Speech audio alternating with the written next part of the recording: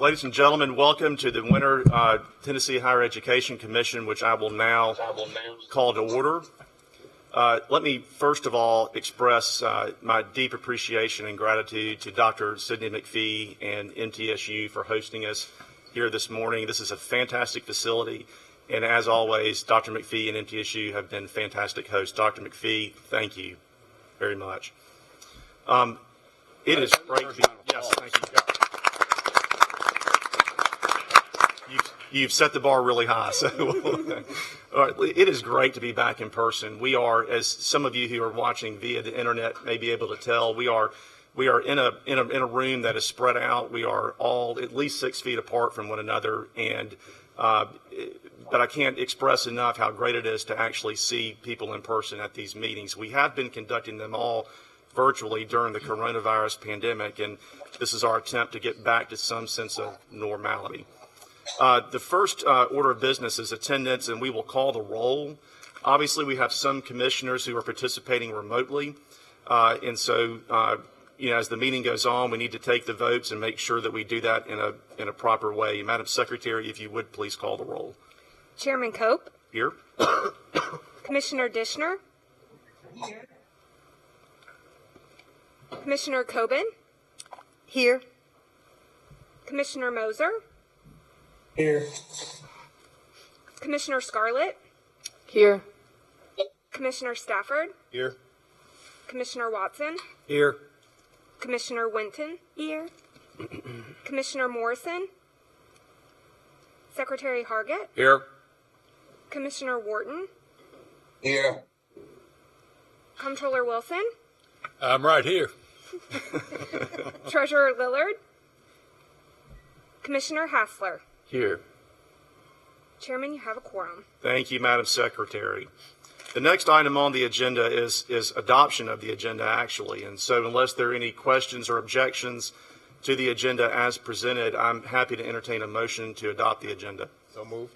A motion from Commissioner Stafford. Is there a second? Second. Second from Secretary Hargett. Any discussion? Madam Secretary, please call the roll. Chairman Cope. Aye. Commissioner Dishner.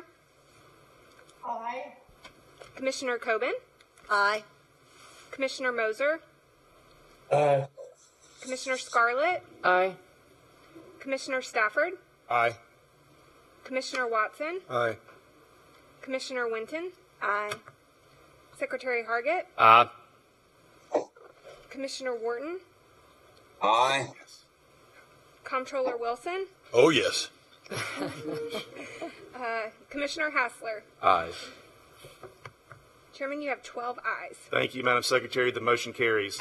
Next item on Chairman, Yes, sir. I should have said this a moment ago, but Treasurer Lillard is obviously not here this morning. Treasurer Lillard's brother passed away yesterday, and just would hope that you would remember him and his family in your prayers. Thank you, Mr. Secretary. We will do that. Absolutely. Very sorry to hear that. Next, we have consideration of approval of the minutes of the July 23rd meeting. And unless there are any objections or corrections, I'm happy to entertain a motion to adopt So those. moved. All right, so, Mr. Secretary with the motion. Second from Comptroller Wilson. Any further discussion? Hearing none, Madam Secretary, please call the roll. Chairman Cope. Aye. Commissioner Dishner. Aye. Commissioner Coben. Aye. Commissioner Moser.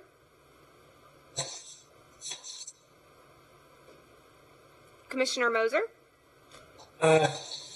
Commissioner Scarlett. Abstain. Commissioner Stafford. Aye. Commissioner Watson. Aye.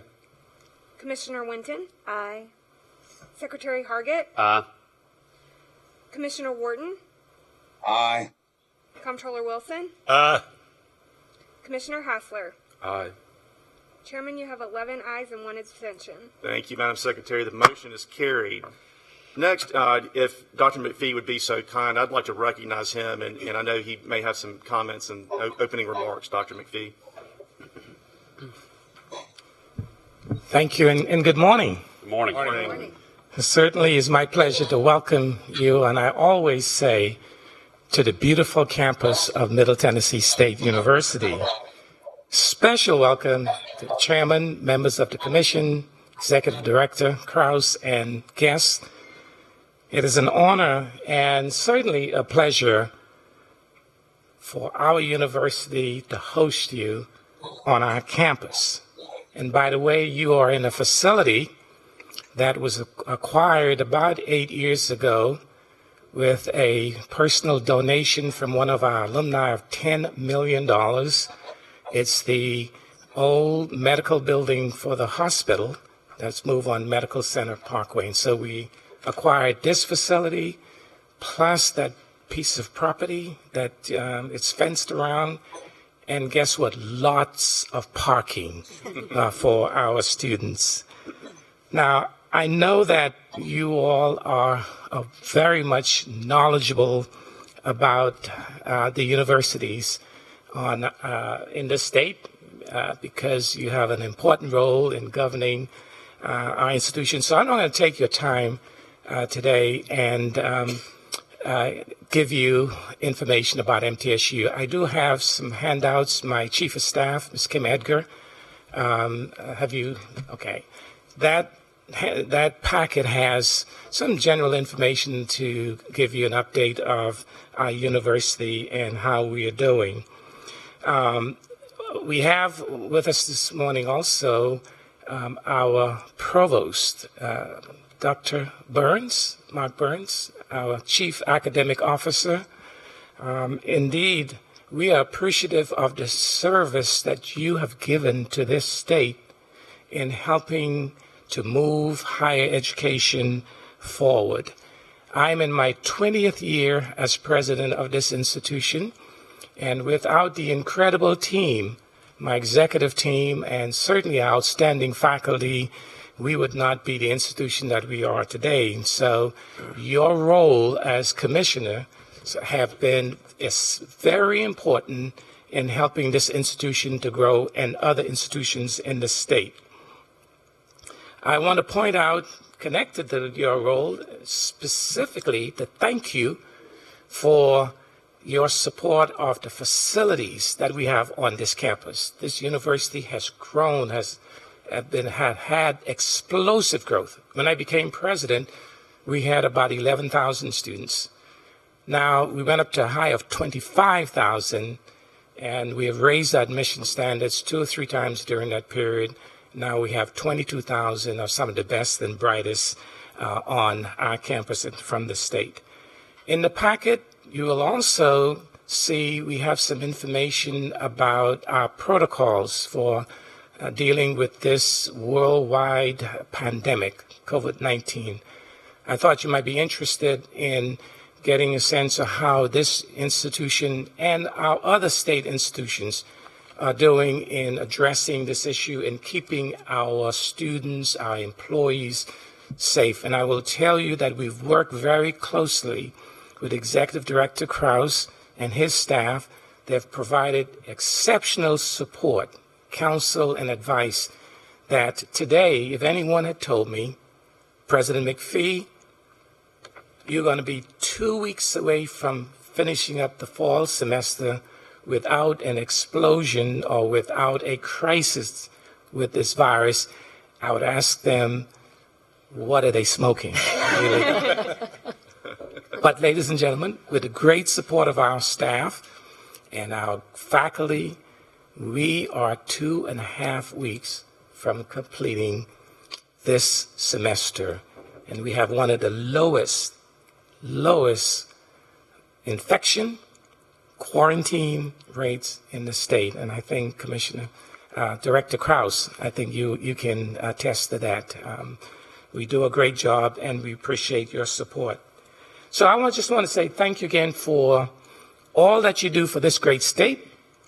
I am looking forward to personally escort you on your tour around campus today. We are very, as I mentioned, very proud of this campus and the role that MTSU plays in providing workforce development, helping the economic growth and development of the state of Tennessee. Thank you so much, and I trust that you would have a very productive meeting on the beautiful campus of Middle Tennessee State University. Thank you. Thank you very much, Dr. McPhee. The next item on the agenda is the chairman's remarks, and so I will go ahead and offer those. I want to start by taking a moment and again appreciate the opportunity to see one of you and all of us here today in person for the first time in very many months. I want to thank the staff at MTSU again for the space to convene in a safe way. I also want to thank the staff at THEC for their time spent organizing this meeting and for their ongoing dedication to serving Tennesseans. It is good to be back and see each of you here. First and foremost, welcome to our newest commissioner, Tara Scarlett.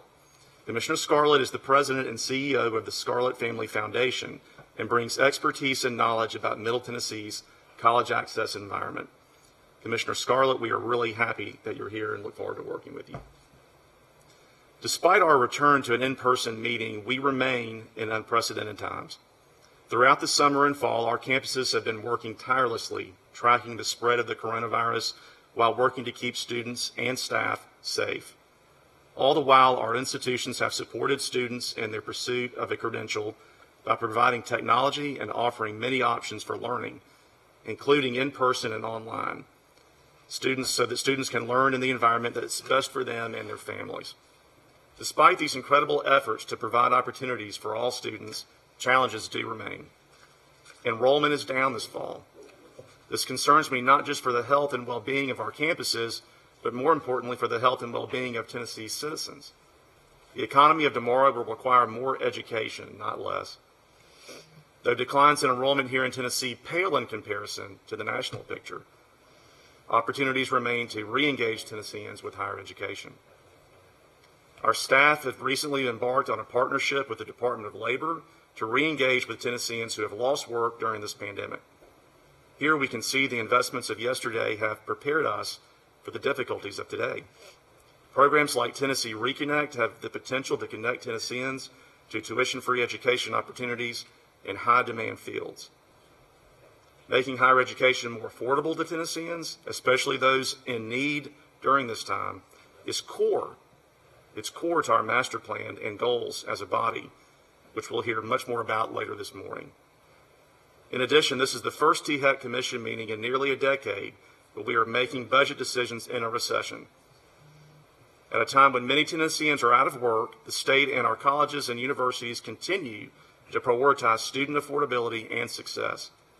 Along with their peers across the country, Tennessee students finished the 2020 spring semester at home. Professors and student support professionals quickly pivoted, continuing to offer instruction and necessary supports through web-based and remote instruction. And because of this, our students finished the semester in record numbers, with community colleges and universities awarding more degrees and certificates in the 2019-2020 academic year than ever before. These successes, as measured by the outcomes-based funding formula, are the driving force of the appropriation recommendation that staff will present to us today. The increase of $36 million for operating expenses at our universities, community colleges, and TCAPs recognizes the work of our students and institutions. We have proven that even in tight fiscal times like these, funding higher education is a wise investment. State government is not the only entity facing tough economic times. Our students and their families are navigating an uncertain financial future. Recognizing this, the governor, legislators, and our institutions worked together this summer to ensure students would not face increased tuition this school year, holding tuition and fees flat for all in-state undergraduate students in 2020 and 2021. Today's staff recommendation of a tuition and fee increase of 0 to 3% will continue this trend and maintain higher education's pledge to Tennesseans that affordability will not be compromised. Despite the uncertainty and challenges brought on by the pandemic and recession, our state has continued to provide high-quality instruction while maintaining affordability at every corner. The trials of today have only emboldened our mission and fostered our creativity. Our commission continues to be solutions-oriented and to place the well-being of Tennesseans at the heart of every conversation we have and every decision that we make. I'm extremely proud to serve on this commission, one that continues to push forward to improve access and make higher education an affordable reality for everyone. And those are my remarks. Next, Executive Director Krause.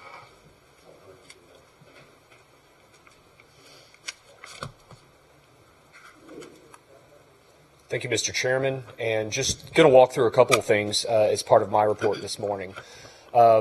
First and foremost, I think it's important during a week. Getting ready for a commission meeting is always a lot of work.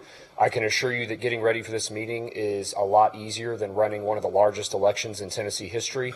And so even as Secretary Hargett goes to get a phone call and much needed coffee, I think that it's really important for us to recognize the work of the Secretary of State this week and one of our commission members who did a fantastic job in making, I think, Tennessee lead the nation in terms of election administration this week. I want to walk the commission really quickly. I often get to talk with you all about policy issues. As you all know, we don't get to talk as much about internal and what our agency looks like and our 115 people that work at THEC. What does life look like on a day-to-day basis? And so I want to give you guys a brief update. First, we know that our last 6 or 7 months have been incredibly disrupted. I think you all have also seen, though, that our staff are continuing to execute the mission every day. Myself and the leadership team did want to take a moment, though, to gauge how are people feeling. And probably most importantly, what does the future look like for our agency in terms of a working posture? To that end, we put a survey in the field. So we surveyed every member of our team anonymously, and we asked them a series of questions. The first question I want to share with you, this answer, is how do you want to work going forward? And I think that's the reality is it would be more work right now for us to go back in time and have everybody in a seat every day. And I'm actually not sure that would be our most productive work product environment. This kind of bears out, as you'll see, that our team, overwhelmingly, with the exception of one person, which we believe is Scott Sloan, wants everybody to do some combination of home office or to be full-time at home.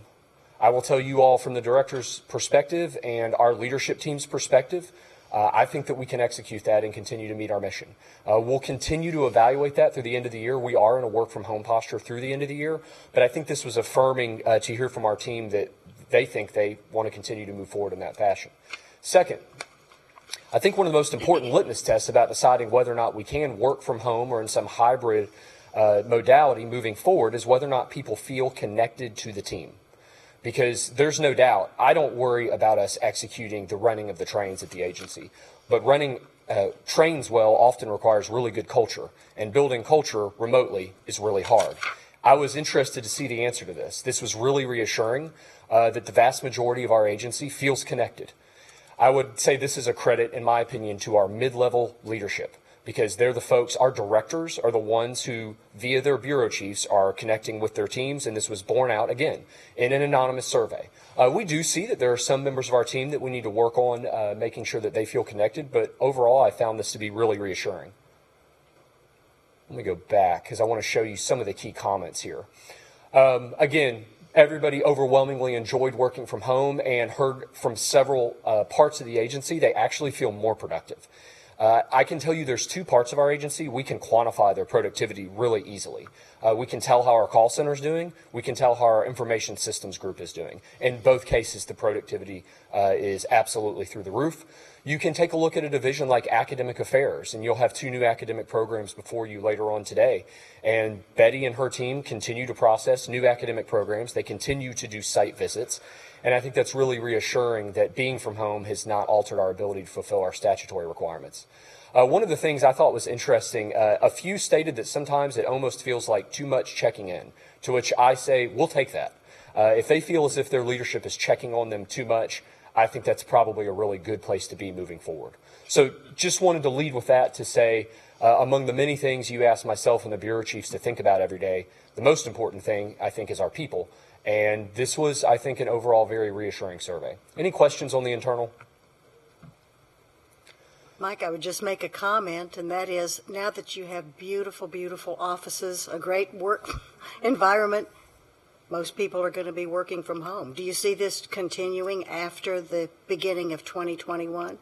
I do, Commissioner. I think the reality is, when we have, and as you all know, and many of you all, Commissioner Stafford, got to see, we do have, I would argue, probably the best office space in state government that was built to spec, and we're very appreciative. We actually moved in with 1 full floor and 2 half floors, and we have already ceded back a half floor to general services because we know we won't need that space. I think where we ultimately end up landing is some combination of folks who want a fixed address having one, and those that want to come in periodically, there will be free address space for them. I will tell you, once we get to a posture in the public health situation where a vaccine's available, obviously we're going to feel much more confident about saying, you may be work from home. You need to come in for some meetings, though. Yeah. And I think that we probably end up somewhere in the middle. Thank you. Yes, ma'am. Other questions on the internal? Yes. Oh, do you have a copy of the exact questions? Yes, sir. I can share that with you. So zooming out to talk about our higher education policy work that's the center of the agency. One of the things that occurred to us this fall is that the disruptions that have occurred at all of our campuses over the last several months are not all bad. In fact, many of them are probably really good. And we needed to make an intentional effort to first fulfill the most important thing in our charter code, 497-202A, which says that this commission shall study higher education and make recommendations to the General Assembly and the governor. And we wanted to study what has occurred, what needs to remain in place. We wanted to make sure that the things that need to stay in place aren't lost. We also recognize that while our staff, I believe, are the best in the country, we needed people from campuses on this group giving a firsthand perspective. And the bottom line is it would be a tragedy if we just try to go back to February 2020. We can't be pining away to go back to a pre-COVID world, because the reality is many of the changes have benefited our students. Specifically, and Dr. Gentile and Dr. House have led this work, and I will tell you the first couple conversations we've had have been pretty illuminating. First, and while this isn't shocking, I found seeing it in writing pretty shocking, which is to say many of the structures we have on campuses for students weren't built around students. They were built around campus structures and traditions. We altered those over the last several months, and we would beseech the campuses to leave many of those alterations in place. I'll talk about a few of these. For instance, there used to be a really hard deadline on most all campuses called a purge date, which sounds as ominous as it is in some ways, because if you didn't have certain things done by that date, you were out. And in fact, almost all of our campuses have different purge dates. So every single campus in the state has a different date at which a student finds out your classes were dropped last night. I'm sorry, because you didn't verify your FAFSA. Now, to be clear, our campuses work really, really hard to make sure students don't get purged. So please don't hear me saying that. But what we found this semester is that campuses doubled back multiple times. One, they were worried about enrollment. Two, they understood students were facing life situations that nobody had ever faced before. That purge date flexibility is probably worth sticking with. Second, we really required students to come to campus a lot to do administrative things. And our campuses, and MTSU is one of them, have these fantastic one-stop shops where you're able to show up and do a range of student transactions. At the same time, if you're working and going to school, having to go back to campus to do something administrative was probably a burden. And many of our campuses, necessarily due to the public health situation, moved those processes online. And that goes also for the third bullet around student services. All the telehealth and mental health, which I will tell you is the number one thing, if I poll presidents right now, what's on your mind? Enrollment's first. Second is mental health and the effect that the COVID situation has had on students. Ensuring that students have access to that, regardless of a physical presence on campus, is something we need to stick with. And to be clear, to give credit to the campuses, this wasn't THEC saying you should stick with this. It was the campuses saying, we're going to stick with this. I loved this quote from one campus person who said for many years they were told, oh, we can't do it. But we actually did because we had to. And I'm hoping that that moment where we kind of crossed a Rubicon is going to stick with us. And I believe this Future of Higher Ed Working Group is going to help ensure that it does. The second place where I feel like it's most important for us to zoom in is around online education. So I think you would have found pre-COVID most campuses you could divide faculty into two groups, those that like to teach online and those that just didn't. And when they said they didn't want to teach online, they didn't teach online, in fact. And obviously we had to make an emergency shift in the spring, but that has given way on all of our campuses to a much more thoughtful approach this fall. I think if you were to go to a campus right now, you would generally find about a 30-70 or 40-60 split of students in person, 30 or 40, online, the remainder. And when you look at that, one of the things we're struck by is the campuses have done an incredible job of giving students the ability to toggle. Meaning, if I go into quarantine for some reason, I'm able to go online during those 14 days. I'm able to come back to class. Well, it doesn't take much imagination to see why that could be really helpful for, say, the adult student whose shift changes and they need to toggle online for a couple weeks. The second point that we're struck by is that we probably don't want the pendulum to swing too far online, though. And I think that's fair. Somewhere in the middle, this middle space that we have found is probably where our future should lay, where there is a hybrid component. There's an online component, there's an in-person component. Think about the engineering student, those of you that majored in something really hard like engineering, which I did not. It would be really good to go back and watch lectures in differential equations. We've never had that capability, right? You were basically stuck with whatever you could record on your iPhone and your notes. Think how incredible it is for any student to be able to go back and say, I missed that passage. Let me go watch the lecture. The third point's my favorite because the data system that we use in the state has been given way too much authority. We have oftentimes defined what we can do as a higher education system by Banner. And Banner is not a sentient being. It is a data system which does what we tell it to. When you program Banner, it does certain things. Can it be onerous? Absolutely. But for years, and throughout my 14 years in this enterprise, I have heard many times, I don't think Banner can do that. One, it's not how you approach an information system. But two, we thought Banner couldn't do a lot of things that it is now doing. And so I think that we've got to have a little bit of a paradigm shift in as far as the tail wagging the dog situation regarding our student information system vis-a-vis what's good for students. Questions on that? No questions, Director Krause. Comment-wise, I think these are excellent points. I kind of liken the whole idea of pre-COVID with sort of the term prehistoric. We don't want to return to prehistoric times, and obviously there was a lot of good done pre-COVID, not dismissing that. But I do think that we're living in a time of necessity is the motherhood of invention, and because of the necessities that we've had to live through, we've innovated, and we can't afford to dismiss all of what we've learned over the past few months and just go as we were pre-COVID. But we've got to really continue to innovate even beyond what we've already achieved. And I think the most important thing I could reiterate there, Commissioner, is that is the case on the campuses. Again, this was not the case of THEC driving some agenda around innovation. The campuses are innovating. What I do think our important role is, though, is to make sure that when we find an innovation at one campus, we're able to maybe diffuse it to others. May I tag on to that? Yes, ma'am. This concept of innovation, I think, is stellar, and we've gone through this historically in all sorts of education. Being able to create typical improvement processes that are systematic so that we don't rely on the innovations of today. We're consistently thinking about what's next. Because in absence of that, 10 years from now, I'll be talking about the same thing. That's right. And I'm not so sure that isn't the most important thing that happened on March 13th. Is it forced higher education, which, as we all know, has historically been resistant to certain changes. It forced us to do something because we had no choice. Mm-hmm. And though the really practical pieces are important, I'm not so sure that the thought process thing wasn't the most important. Because and you can talk to, say, Dr. Burns about what life was like on this campus March 13th through April. And I don't think we've ever seen a time like it in history. And every single time a challenge came up, what you would have seen at Middle and you would have seen at every other campus was, well, we don't have a choice. We have to do this somehow. I think carrying that ethos with us is probably the most important outcome. I hope it is. This group is going to continue to meet, again, under the leadership of Dr. House and Dr. Gentile. We look forward to bringing you an update in January. We have a representative from every single campus. It's kind of a fun group. I'll tell you, they like good trouble, it feels like. And we really are appreciative of the campuses for helping us in this effort. I now want to defer to Dr. House because, as you all know, what seems about 10 years ago, we adopted a master plan in January. And first, we looked for a master plan that was lean, and we looked for a master plan that would not sit on a shelf.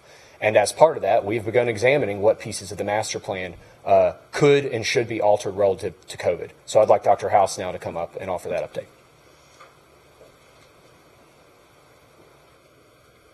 Thank you, Director Krause, Chairman Cope, members. It's so nice to see everybody. And if I can just actually recognize Raj in the back. Raj is a member of the Future of Higher Ed Task Force. So he may or may not have provided some of that feedback that Mike just mentioned.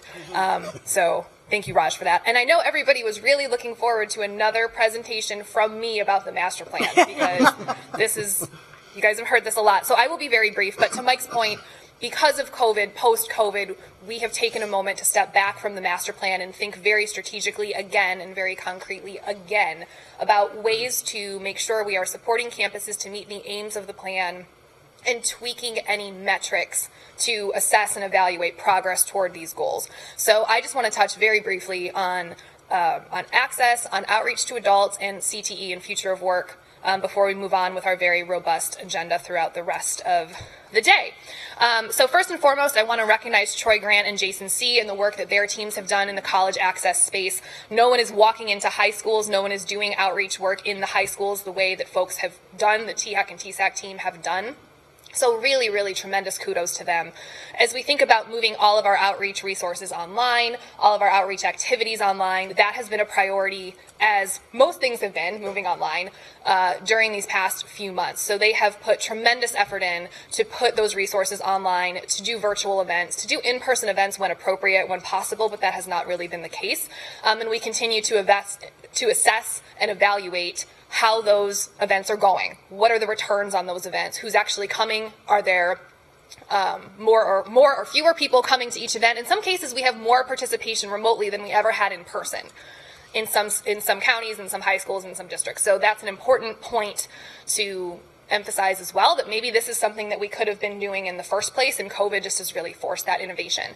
We have been very, very direct with schools, with districts, in a way that we have been in the past, but even more so now, about sharing data with these schools. This is who has applied for Tennessee Promise. This is who applied for their FAFSA already, who filed their FAFSA. And being very, very explicit, even more than ever, what can we do to help? How can we help you, help your students, help the families in this process that is challenging in good times and that's even more challenging in COVID times? So really just immense credit to those teams as we think about ways to decrease equity gaps, decrease any kind of gaps, socioeconomic gaps, geographic gaps in college going. It's really the work of this group that does that and lives and breathes that each day. So they have just been such champs in terms of how they have modified their practices in order to continue moving that forward. And that is reflected just in how we will continue to measure what is happening in the state in this space. You'll hear a lot from our research director, Amanda, in a couple minutes about enrollment this term, but not to steal her thunder, though I think Chairman Cope said this in his remarks, enrollment is down, and enrollment among adults is down as well. And there are innumerable reasons that that is the case, right? Adults may not be as comfortable with online learning. They may have family obligations. They may have children at home who they are homeschooling, whatever, virtual learning. There are a number of reasons for that. And as Chairman Cope mentioned in his remarks, what we are doing to not only think about enrollment and thinking about re-engaging adults, but thinking even more so about a partnership with labor and engaging those who are currently unemployed or underemployed back with higher education, is this angle on Reconnect that we're referring to as Reconnect to Workforce, in which we will proactively reach out to adults in Tennessee who have filed for any kind of unemployment benefit since March 21st, since the start of COVID, to engage with them about the opportunities and the returns to higher education. So you can see the numbers up on the slide. There have been over 800,000 unemployment claims since COVID began. Of those claimants, 500,000 do not have an associate degree. 500,000 do not have an associate degree. So what we are in the process of doing, we have an army of THEC staff back at the office today getting ready to do this. We will send out an email, a blast to this group of 500,000 people. We will follow up. We will do additional outreach just to be sure that these adults are aware of the opportunities that higher ed affords, alignment to the workforce where they live, what the job opportunities are regionally, and how colleges and universities can best serve them. colleges, TCATs, and universities can best serve them where they live. So this is very much reflective of a partnership with labor. This is very exciting. Mitch Curry is not here right now because he's talking to the governor about this. So there is a lot going on in this space, and I think it's a really exciting angle and avenue for Reconnect to continue its great work. These next two slides you've seen probably 100 times, the 100 times you have heard me talk about this, but our eye continues to be on the future of work. What are the needs of the workforce? To Mike's point about what workplaces look like, what is a workplace going to look like, what types of jobs are still needed across the state, and what skills are needed for those jobs. While unemployment is through the roof, there are still pockets in which there are needs that are still not being filled.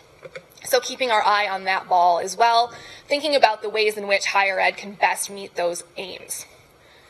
And finally, credit to Brandon Hudson, who's in the back, and Mitch Curry as well, who I mentioned, who's not here with us this morning, really continuing to focus on the work of the GIVE Act, career and technical ed, how that can all align with job placement, job opportunities throughout the state, particularly in the distressed counties in which GIVE grants were awarded. So this is from a site visit last week, and it was really palpable, the excitement about the work that these students were doing up in Cobb County where this picture was taken. So that's all I'll say about that. I'm happy to take any questions, but really just to keep in mind, it does feel like about 20 years ago, we were here in January talking about the master plan. We have not taken our eye off of that ball. We're just continuing to think about the ways in which we need to be realistic but still rigorous in our expectations and in our plans for evaluating the progress we continue to make to serve our students. So I will stop there, and I'm happy to take any questions. For the 508,000 who are unemployed, who do not have an associate's degree, you're sending out an email to those individuals. For the subset of those individuals who might not be motivated or uninterested or not inspired in what their next career choice is, did you ever consider providing anything like U Science or something they like to be able to help inspire them? So that, I think, would be an excellent next step. This is really just a first push to get some low-touch outreach out. We do have plans for subsequent outreach in the form of postcards, mailers, more emails. These people will not be able to get rid of us easily, and I think there is an opportunity for some kind of assessment in that space. Yes, ma'am. Yes, ma'am. Dr. House, a question. How bad will the COVID blip be in our Drive 55? Do we have any future projections? So I would defer to Dr. Gentile and the research team. My hypothesis on that is that we will probably see a bit of a dip, but as Amanda's going to talk about, there has not been as much a dip in degree production this past term as we may have anticipated. The institutions have produced more degrees. They continue to produce more degrees. So I think the jury's still out on that. It could go either way, which I realize is not a real answer, Commissioner, but I think it's possible that we will see a little bit of a blip, but it's also possible that we will not at all. Dr. House, if I could just say, I am most worried about our college going rate, which, as you know, is the leading indicator that brings us to an attainment completion number that drives the drive to 55. And I think we should be very clear-eyed that the college going rate next fall is going to drop dramatically. We are working, and Troy Grant specifically, Emily's team, Jason C's team, the work Commissioner Scarlett does in her day job, the work Dr. Dishner does in her day job. There's an all-hands-on-deck effort right now to try to ensure, if you'll recall, it took a decade of clawing to get us above 60% college going. We are doing our best to maintain that, but I also think a clear-eyed analysis is that what's happening in K-12 right now directly affects our input into the colleges next fall. And I think we should absolutely prepare as a commission to see a significant effect, despite our best efforts. You may have seen last week wearing the THEC hat, all the staff we wear. We've extended the Tennessee Promise deadline. We're trying to do the things we can do to reach these students. But I think it would be naive to think there will not be effects in our freshman class next year. We're going to work to prevent it, but the gravity of this disruption to the average junior or senior at-risk high school student cannot be overstated. Mm-hmm. Any other questions? And Yes, to ma'am. that point, you mentioned a little bit about the FAFSA already. So what data do we have so far? I know it's opened up. So do we have any indicator from the data that we've received that the numbers are so low or they're so high or where they are? I will defer to Amanda when she comes up here to speak about that. And with regard to the promise application being extended to December, we are still pushing FAFSA for this high school class as well. Amanda can speak in much greater detail about this past class and what FAFSA filing has looked like for this, what would be the freshman class this year. But really just very targeted intervention. We have, again, armies of staff for whom this is their full-time job to support these students, and they're just doing so creatively and doing so uniquely. And I don't think we will necessarily risk our spot as the top FAFSA filing state. I think we will still get it done. We're just going to be very creative. And there are a lot more socioeconomic, racial, gender demographics in which we can kind of target whatever interventions we need. All right, thank you all so much. Thanks, Dr. House. We have 2 items on our consent calendar, and as you know, our consent calendar, unless there's an objection, we'll typically consider these items all at once in one vote, and we don't typically discuss those at length. And so at this point, I'm happy to entertain a motion to adopt the consent calendar as presented. So move. Okay, motion by Commissioner Stafford, second from Secretary Hargett. That was not me. Okay, who made the second? Comptroller. Comptroller Wilson with the second. Any discussion? It's easy to confuse us. He's a better looking. I'll try to live that one down. So, okay, we have a motion and a second from 2 fine folks. Any discussion? All right, hearing none. Madam Secretary, please call the roll. Chairman Cope, Aye. Commissioner Dishner, Commissioner Coben, Aye. Commissioner Moser, Aye. Commissioner Scarlett, Aye. Commissioner Stafford, Aye. Commissioner Watson, Aye. Commissioner Winton, Aye. Secretary Hargett, Oh, that's me. Commissioner Wharton, Aye. Comptroller Wilson, Like Secretary Hargett. Aye. Commissioner Hassler. Aye. Chairman, you have 12 ayes. Very good. The motion is carried. Consent calendar is adopted. Item 1 under our regular calendar is a fall 2020 enrollment update. Dr. Gentile.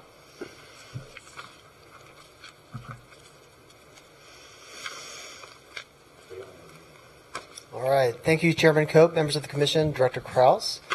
3 years ago at this meeting in Parkway Towers, Treasurer Lillard, he asked that we engage in a stress test for higher education on funding to prepare for the next potential downturn. We came together for a year with our CFOs, VPs of finance, and we planned and we prepped and we understood better the finances at the institutions, and we learned that our institutions were well prepared for that next downturn and the stress. Well, to say the least, that stress has come. And as Director Krause has mentioned, 497202A, it is on the Commission to be the ones to monitor and to see what is happening at our institutions, both financially and enrollment and in degree output. Over the next 3 agenda items, we're going to talk about how the pandemic has impacted enrollment, how the pandemic has impacted finances on campuses, and we'll turn that to also then talk about looking forward, appropriation recommendations for operating on our campuses, as well as tuition. To start off with agenda item number 1, we have been collecting and analyzing enrollment as of this fall. It is not data we typically collect at this stage. We typically collect it at the end of term. But this year we asked all of our institutions to do a heavy lift for us and get to us this data so that we can do this analysis. In truth, we entered this thinking there are about 1,000 different things we want to look at right now to understand how pandemic has impacted enrollment. Instead, today, we're just going to focus on 300 of those things for you today. But I would like to bring up our Senior Director of Research and Strategy, Amanda Clefane. She and her team have been the ones analyzing enrollment on behalf of the agency. And she's got some really interesting details to show. Of course, I need to get up. There we go. Amanda? As Amanda comes up, Chairman, I just want to take a moment and brag on this research team particularly. almost every product you see today, from enrollment to the formula, was done with Stephen Gentile's bureau. I come in, I think many of you know, we have a little weekend routine with the Krause children at the Tennessee Tower, and there's almost no weekend I've walked in and Stephen and his team haven't been sitting there working. So you guys have done an incredible job, and behind both Dr. Gentile and Amanda are many other staffers who aren't present here today, but I just want to tell you guys thank you. You've done an incredible job. Thanks, Mike. Thank you all. Good morning, Commissioners, Director Krause. I also want to start off with a thank you. Without the teams that were just mentioned, as well as my staff, Russell, Jacob, Brian, the institutional research partners who provided this data on tight turnaround in an unprecedented way, to really give us this first preview at Fall 20 enrollment. Before getting too far into this presentation, I do want to note one thing. TCAT data is not going to be a part of this presentation this morning. As you would have heard at the Board of Trust meeting for the Board of Regents a few weeks back, TCATs maintain rolling admissions and first date of attendance to offer their educational opportunities to as many students as possible. And so we are going to continue to keep a pulse on that. In fact, just was talking to Mike about this earlier this morning. And we'll be reporting that as we typically do with our end of term data. As you've heard, the COVID-19 pandemic has had unprecedented circumstances on higher education. You just heard in Chairman Cope's remarks, as well as Dr. House's comments on our master plan, many national and state reports have hypothesized on the impacts of the pandemic on student enrollment this fall. We're going to begin to talk through early reports of what we're seeing here in Tennessee. Unfortunately, we've discovered some of these hypotheses to be coming to fruition. Student access and equity concerns do appear in our preliminary analyses, consistent in many ways to the story across the country. We're seeing notable declines in first-time freshman enrollment this fall. And this does not hold across all institutions, but signals important opportunity to the discussion on college going that we just were having to really be sure we're recruiting those high school students directly out, as well as engaging adults who've never been part of higher education before. We're also noticing some disparate outcomes on student groups, particularly male students and black students. These impacts are most notable at our community colleges. And we also have some leading indicators to the conversation around the FAFSA, which I'd be happy to dig into in far more depth, where we're seeing a decline in FAFSA filing among our lower income students across the state. Again, this is a leading indicator, but we all know how important the FAFSA is for college going across the state. However, we also have learned that some of these hypotheses are not bearing fruition. We have not seen the surge in enrollment at our community colleges this fall as we expected. We also didn't see a mass exodus from our four-year colleges to our two-year colleges. In fact, our four-year schools have maintained pretty consistent enrollment year to year, with early indications showing pretty consistent retention rates, as well as a large recruitment of graduate students. So with that, I will hit the green button. Thank you. Turn to our first slide here.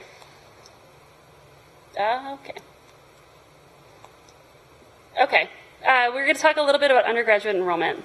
The first thing I want to mention, though, if you're going to take away anything from this presentation this morning, because there's going to be a lot of data and a lot of trends to dig into, we're experiencing enrollment trends, particularly at our community colleges, that are concerning. But our overall trends are not as concerning as the national picture. A lot of work remains around access and equity at our institutions, but this is not new. However, this pandemic has exacerbated patterns in enrollment that require continued attention and mitigation in order to meet the attainment goals that Emily was just talking through, as well as ensuring that all of our Tennesseans have an opportunity for higher education this fall. So what you're seeing here is enrollment trends across undergraduate students at our colleges this fall. You can see ranging from an increase of almost 6% at the University of Tennessee at Knoxville down to a loss of about 10% at our community colleges. What's not shown here, and what will be briefly mentioned, is that increase in graduate student headcount. We're seeing in some that enrollment across our universities is relatively flat, and that speaks to some real increases in graduate student enrollment this fall. The bulk of this presentation, however, is going to focus on undergraduate students. And what we're going to dig into now are some student-level analyses to give you a better picture of who are these undergraduate students that we are gaining or losing, and what are the implications for that going forward. In addition, we're going to draw on some comparisons to the National Student Clearinghouse reporting that has been coming out, and continues to evolve, obviously, as the fall term is continuing. Two important exclusions that I'd want to point out for you all as it relates to this analysis. First, Austin Peay State University. As many of you may know, Austin Peay operates 3 fall terms, and at the time of this analysis, we do not have a comprehensive picture of fall 20 enrollment this fall. So they will not be included in some of the slides when we're looking at LGI trends over time. In addition, dual enrollment students are not included for some of those same reasons. Dual enrollment registrations continue into the fall term as K-12 and higher education schedules work to align. We will continue to keep a pulse, however, on these two details as we look into our end-of-term data, as well as ensuring that all of our students continue to have these opportunities. So first, when you look at this slide, I want you to think through a few key high-level data points. Overall, from fall 2019 to fall 2020, undergraduate headcount is down about 4%. It's down 11% at our community colleges, down about 1.3% at our LGIs, but up 4% at the University of Tennessee system. And looking over time, this trends. We have seen slight declines in overall headcount over time. While this is consistent, the magnitude of drop-off at our community colleges this fall is large. So what you're seeing here is some disparate outcomes by gender. And when you look across the sectors, you can see that male enrollment is down about 6 to 7%, whereas female enrollment is down about 2%. And again, consistent with what I just mentioned, the University of Tennessee is seeing growth. LGI females are up slightly, whereas the males are down. And then again, a lot of that overall rate is being driven by our community colleges, where we're seeing a decline of about 9% in females and about 15% in male undergraduate enrollment.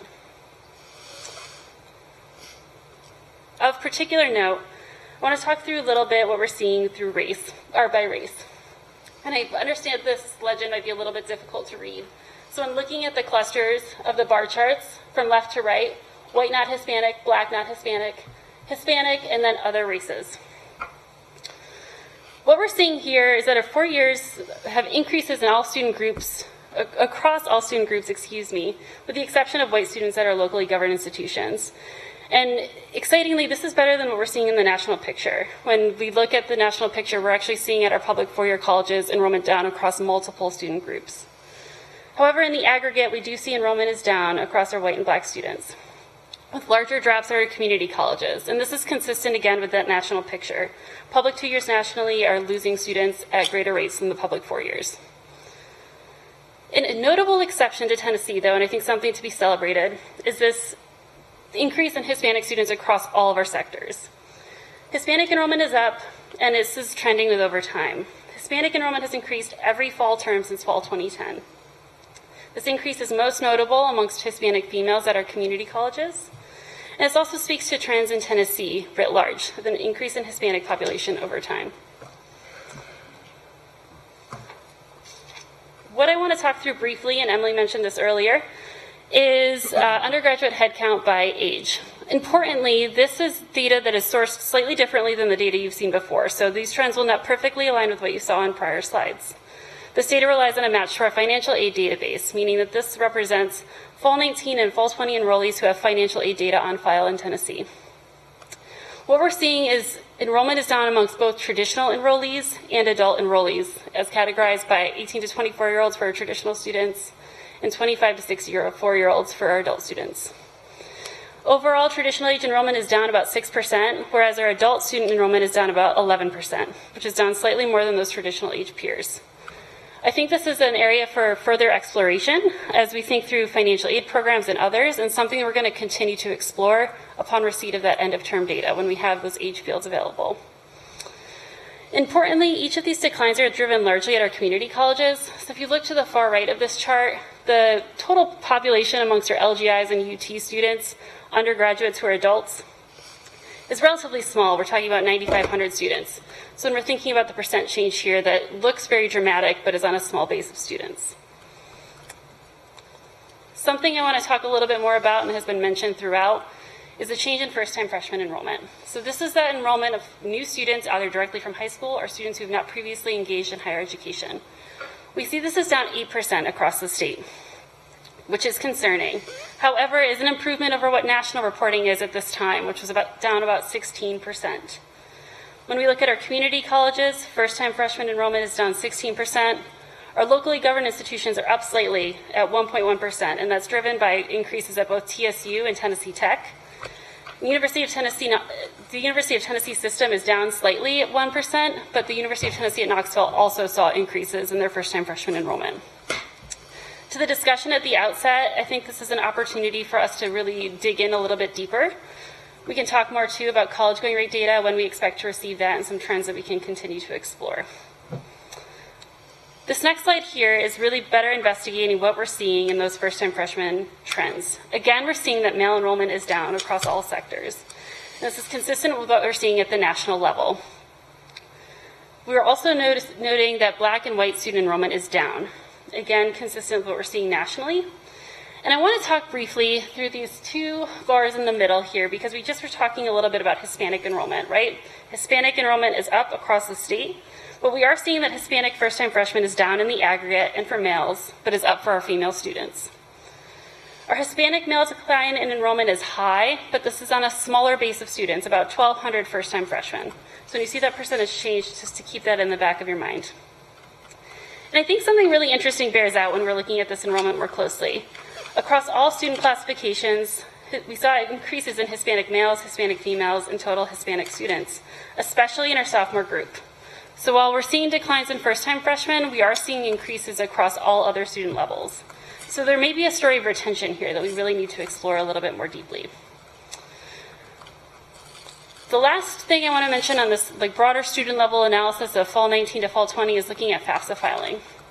Commissioner Winton, to the question you asked before, what we are seeing is a decrease in FAFSA filing. This is both new and renewal FAFSAs over last year. As of the end of September, we are down 3%. But we are most notably down amongst our low-income students, which indicates potentially a concerning trend in what we're going to see in our enrollment data when we ultimately get that Pell eligibility flag.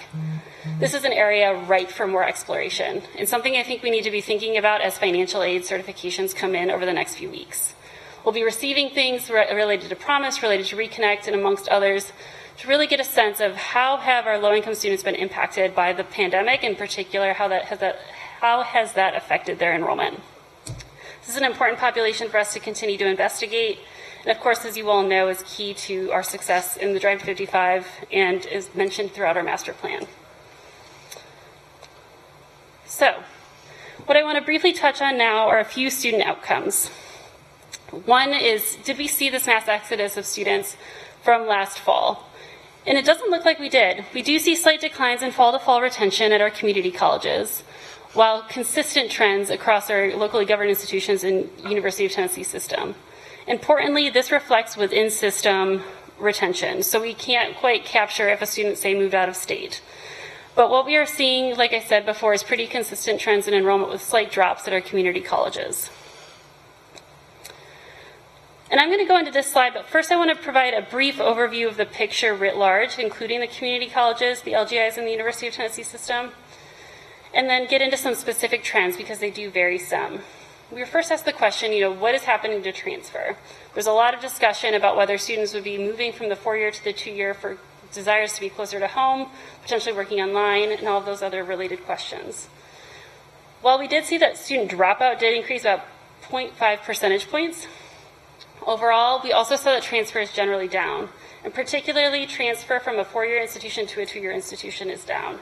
And this is what we're seeing in national reporting as well, where reverse transfers, as they're called, are down, but upward transfers increased slightly. In Tennessee, those upward transfers remained relatively flat. So to walk through this chart briefly this morning, this bottom column here reflects 2018-19, fall 2018 to fall 2019 enrollment, and this is of all students, not just our first-time freshmen. The same analysis is completed for 1920, and what you can see as you look left to right for our community colleges here is that we did see a slight increase in the number of students dropping out or students that couldn't be found in higher education, those 3 entities I just listed. A slight increase in the share of those students receiving a credential, and then a slight decrease in that retention rate, which we mentioned in the earlier slide. And then on this far right side of the slide, it reflects transfer, whether to the LGI system or to the UT system, which remained relatively flat fall to fall. In a similar analysis, looking left to right for our locally governed institutions, we see the dropout actually remains relatively flat, which is consistent with the retention data I shared before. We see credential attainment. We see this small sliver here in the middle, which reflects a change from 4 to 2 transfer I mentioned before, a decline in LGI students transferring to our 2-year schools over last year. And then finally on the far right, reflecting the students that were retained within the sector. A similar story when we're looking at the University of Tennessee system. that the decline from 4 to 2 transfer is more notable here than it is in previous slides. But again, maintenance of enrollment, degree credentials, and then again, an increase in retention over that period. So I know I just shared a lot of different data with you all, but wanted to talk through a few key next steps. As Stephen mentioned, we've got an array of data, and we're interested in exploring so many new avenues of this. But in addition to this analysis, we are underway with our second student survey, getting a better sense of how COVID-19 has impacted our students' educational plans. We also have recently reached out to all of our institutions to assess just how often and to what extent our institutions have surveyed their students, and are working through memos and reports on that front as we speak. And finally, we have plans to dig into some of the further analysis I mentioned before, but also to produce interim outputs, a memo, a brief, something in advance of, say, like our fact book, to really get us an early preview of what fall 20 enrollment looks like, not just at the sector level, but at the institution level too. And with that, I want to ask if there are any questions and also any suggestions. As you guys are digging into this data or exploring it, what sorts of questions do you have for us, and how can that inform our next analysis? Mr. Scarlett. Thank you so much. I find this stuff fascinating, so I appreciate all the work that your team puts into this. Question about the Hispanic numbers. Interesting to see that all of them are up across all the different types of universities and colleges. What percentage of those are DACA students, or those that are paying out-of-state tuition versus in-state tuition? I don't know the answer to that, but that is something we can look into fee pay status in our data, and can do so. Mr. Hassler. So we see the enrollments down across every single type of institution. I was wondering, so for the first-time freshmen specifically, and also freshmen, do we believe that these students that aren't enrolled this year are going to come back eventually, or do we think that they are out? Do you think that they'll come back or not? That's a great question, and I think something that some of the initiatives Emily had just mentioned and others might be really key areas to explore. I know, in having worked with our outreach division in particular, they're situated across the state, hosting events like FAFSA drive-thrus and others at this moment in time. I think the biggest challenge will be engaging these students. Are they in the workforce now? What does their status look like? High school students are a captive audience in some ways, and I think so finding that connection in a way that our Reconnect team is as well will be really important. Commissioner Coben. Amanda, thank you so much for your report. See, I always thought with COVID last spring that we would see a surge in our community college enrollment this fall. I think everyone thought that because it's basically free in Tennessee. And when we didn't see that, it raised, of course, questions in my mind. Commissioner Dishner did a good job emailing me and giving me some explanations for that. Maybe there's greater investment in someone who's going to a 4-year school, et cetera, et cetera. I don't know. I mean, personal, emotional investment. When we offer something for free, and that does not pull students in, it makes me think we need to get around behind them and push instead. We've already established that we've got a wonderful community college system in this state. I can't help but ask, where are those high school juniors and seniors that we knew about this past spring that did not enroll? We have information on them. And if they are in the workforce, I wonder if we need to take our coursework to the workstation. I mean, we're already going virtual in so many ways. Is there a way, this gets at what Dr. House was presenting, reconnect in the workforce, but it's not even reconnect, it's first-time freshmen in the workforce. Where are they, and can we capture them there? So there are things I'm thinking through, some analyses in particular looking at wage outcomes for high school graduates who have no other post-secondary training. And I think that that'll be sort of a key place for us to start. And in fact, are these students enrolling? We know unemployment is up across the state. I think that there are definitely ways, and I look to Brandon and all the ways that higher education and K-12 are engaging with local workforce partners and thinking through how we can connect and support those individuals without post-secondary training. I'll say, too, to your point or the question that you asked, those surveys that I mentioned prior to are really key to us better understanding the why behind students, technology access, internet access, and other things. And so we have an early summer memo that I'd be happy to disseminate to the group, but also really getting at some of those key questions. And I'd also be happy to share our survey instrument that is under the current survey administration. We have, as of yesterday, 860 student responses, which is really exciting for the fall term. And so I think we'll get at a better sense what we can see beyond the data, so to speak, at why those students aren't enrolling. Thank you. Yes, Commissioner Stafford. Ms. Cofane, thank you so much for the data. Data is very enlightening. My questions were similar to Commissioner Hassler's in terms of the question of where are these students going. Do we have the ability to track students graduating from Tennessee high schools and how many or what percentage of those students are lost to out-of-state schools? Are we seeing maybe a surge in that number? I recognize the community colleges are probably those that are going to stay home, but for the other schools that are suffering declines, is it possible that we're losing them? I wouldn't imagine that we would be, given the superiority of our product, but it still causes that question in my mind. Yeah, that's a great question. So we do have a partnership with the National Student Clearinghouse to track where our students go. It's not something that's readily available. We're waiting through the fall term for all enrollment records to be submitted to Clearinghouse, but we will be able to track at the student level if those students are going out of state, to which states and to which schools, or if we don't find them in higher education at all. And that covers about, in any given year, roughly 98% of post-secondary options across the country. And what does that data look like at this point? Do we have early data? We do not. Our college going rate sits at roughly 63% each year. We do, like Mike mentioned, or Director Krause mentioned, expect to see probably some declines given those changes to first-time freshman enrollment. But it's something that we'll get early into the spring. So we'll collect that data in January and February and begin analyzing it then. We can also see that data broken out by some student groups, too, to see if this is disproportionately affecting any sort of particular high school graduates. Thank you. Yeah. Secretary Hargett. So I would like to know, the community college numbers, like Commissioner Coburn, really concern me. Have you broken that down by campus? Because what something I'm curious about is, do students feel safe? And you brought the technology gap, but I also wonder, do students feel safe and they don't know what college looks like? And especially, I've been all 95 counties in the last 3 months.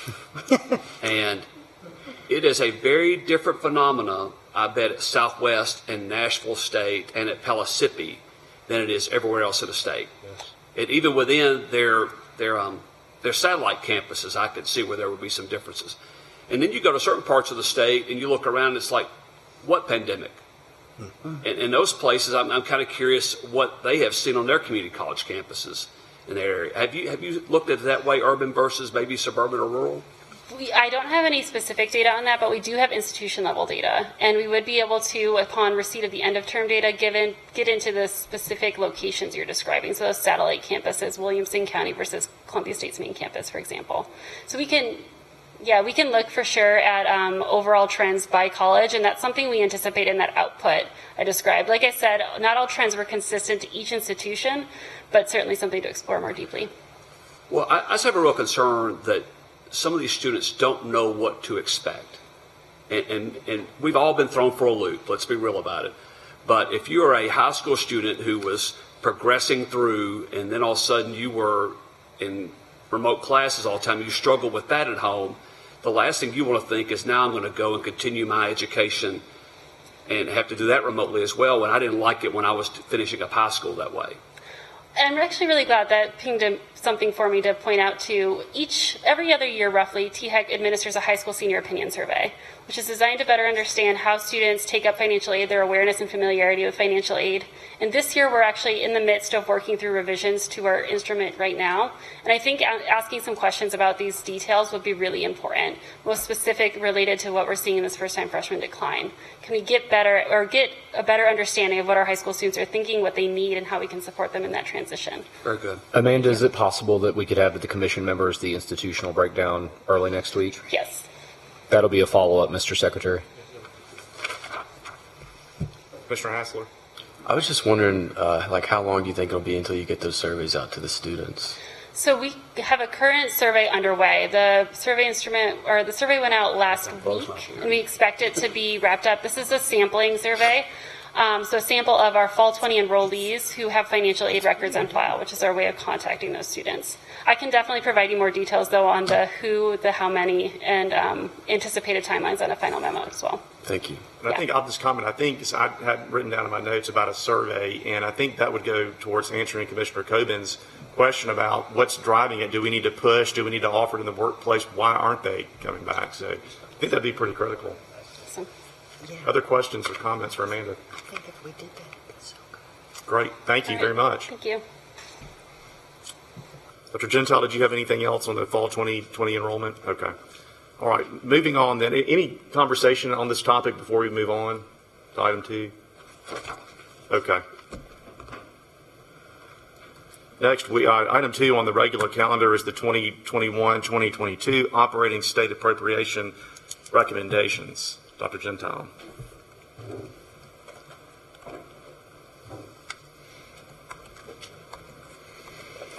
Okay. There we go. So as I mentioned earlier, now we're going to transition into talking about how COVID has impacted the finances on the campus, the stress that they've been going into. I will back up to the stress test from a few years ago and say at the time, what I know I and my peers walked away from is thinking, wow, our institutions are in a very strong financial standing, either through smart and strong reserves or planning of their campuses. When we actually did the stress test, I felt very good about their ability to weather. That said, there came great costs and refunds and lost revenue with this COVID pandemic. I want to talk through their current financial condition, what they received from the federal government, and what we're seeing when we survey our institutions on the monthly. As you'll remember, we kept tuition rates flat last year and state operating appropriations flat as well. So they've come into this using that strong position in a way to keep affordability the prime factor for our students. Back in March and April, the Federal CARES Act produced what I would say was a salve for the institutions at the time. The Higher Education Emergency Relief Fund, and we've provided updates on this over time to the Commission and to other bodies related to this. What this was intended to do was two things. One was to help, first and foremost, students directly. All of our public entities and our private and proprietary institutions in the state received funding based on the overall size of their enterprise, student-wise, and then also the percentage of Pell students on campus as well. In total, our institutions received $169 million from that general allocation. Immediately, though, half of that had to go to students in the form of emergency grant aid, leaving about $85 million for the institutions to be able to respond to the losses they were experiencing at that time. There was another tranche of funding for our minority-serving institutions. For our public institutions, that included Tennessee State University as both an HBCU and a predominantly black graduate institution, as well as Southwest Tennessee as a PBI, predominantly black institution. And combined, they received about $17 million. And then the Strengthening Institutions Program Allocation, SIP. This is a federal program that predates the CARES Act. It's an allocation that goes out every year, but it is based on the percentage of students that are Pell eligible in general. So if you are an institution that qualifies as one of these programs, you received in total $6 million. Only two universities did not receive funding. That's UT Knoxville, UT Health Science Center, and Columbia State also does not qualify. Overall, our institutions received $192 million. There was a lot of restrictions on how this funding could be spent. Primarily, it was to help institutions transition into an online posture, which included things like refunds or prorated residence halls dining service that happened back in the spring. It could not be used for lost revenue. For the most part, could not be used for lost revenue due to not having athletics or housing in the fall or tuition revenue due to lower enrollment like in our community colleges. Every month, we ask our institutions to break down for us what is the financial picture on your campus. And we ask them because we want to be prepared when we have an opportunity to discuss either with the commission or with policymakers what's happening, that we can be able to speak to that for them. We ask them 3 breakdowns. One is spring and summer refunds. Like I mentioned, students had to go home, and our campuses, like MTSU, prorated the residence halls for that semester. Spring and summer revenue loss and expenditures. The revenue loss being tuition loss, expenditures being to help transition students to an online posture, whether it's Wi-Fi hotspots, laptops, you name it. And then fall revenue losses and expenditures. And this is an estimate. Right now it's at $190 million. In total, our overall estimate is $330 million, the financial impact. I'm going to break that down in a different way as well. Looking at total tuition fee revenue impacts, so that drop in enrollment, we estimate about a $50 million loss to the higher ed enterprise. That's predominantly coming from Tennessee Board of Regents, community colleges, and TCATs due to that decline in enrollment, which leads to a decline of about $25–30 million in tuition revenue. We estimate a $190 million loss from auxiliary revenue. That includes about $60 million in housing costs, dining of about $35 million, and athletics at $66 million loss. That athletic loss is predominantly felt by 2 institutions, UT Knoxville, as you can imagine, and University of Memphis. Some institutions do not report losing athletic revenue. And then that transition to student support services and instruction in that online posture is about a $50 million expenditure for our campuses. Some of this could be covered by CARES, a lot of it could not. And so our institutions have worked to respond to either cut the costs or to raise additional funding.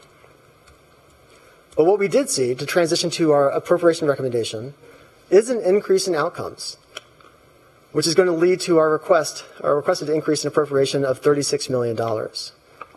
And so I'm going to ask our Senior Director of Fiscal Policy, Crystal Collins, to come up here. Actually, before I do we have any questions about the fiscal impact of COVID pandemic?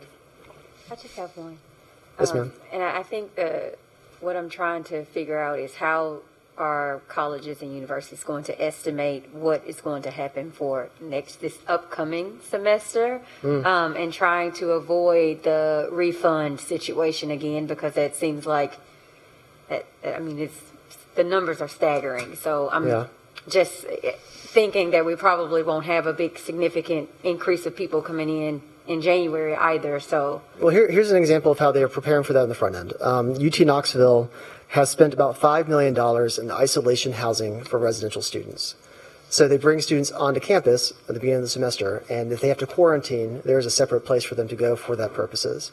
All of our institutions have engaged in this in different ways, but unlike in the spring of this year, feels like last year, unlike in the spring of this year, where they had no way to prepare for that on the front end, this time going into the fall and then going into the spring, they have been preparing for it. Thank you. Any other questions? Okay. Again, Senior Director of Fiscal Policy, Crystal Collins, will walk through the remaining of this agenda item. Thank you.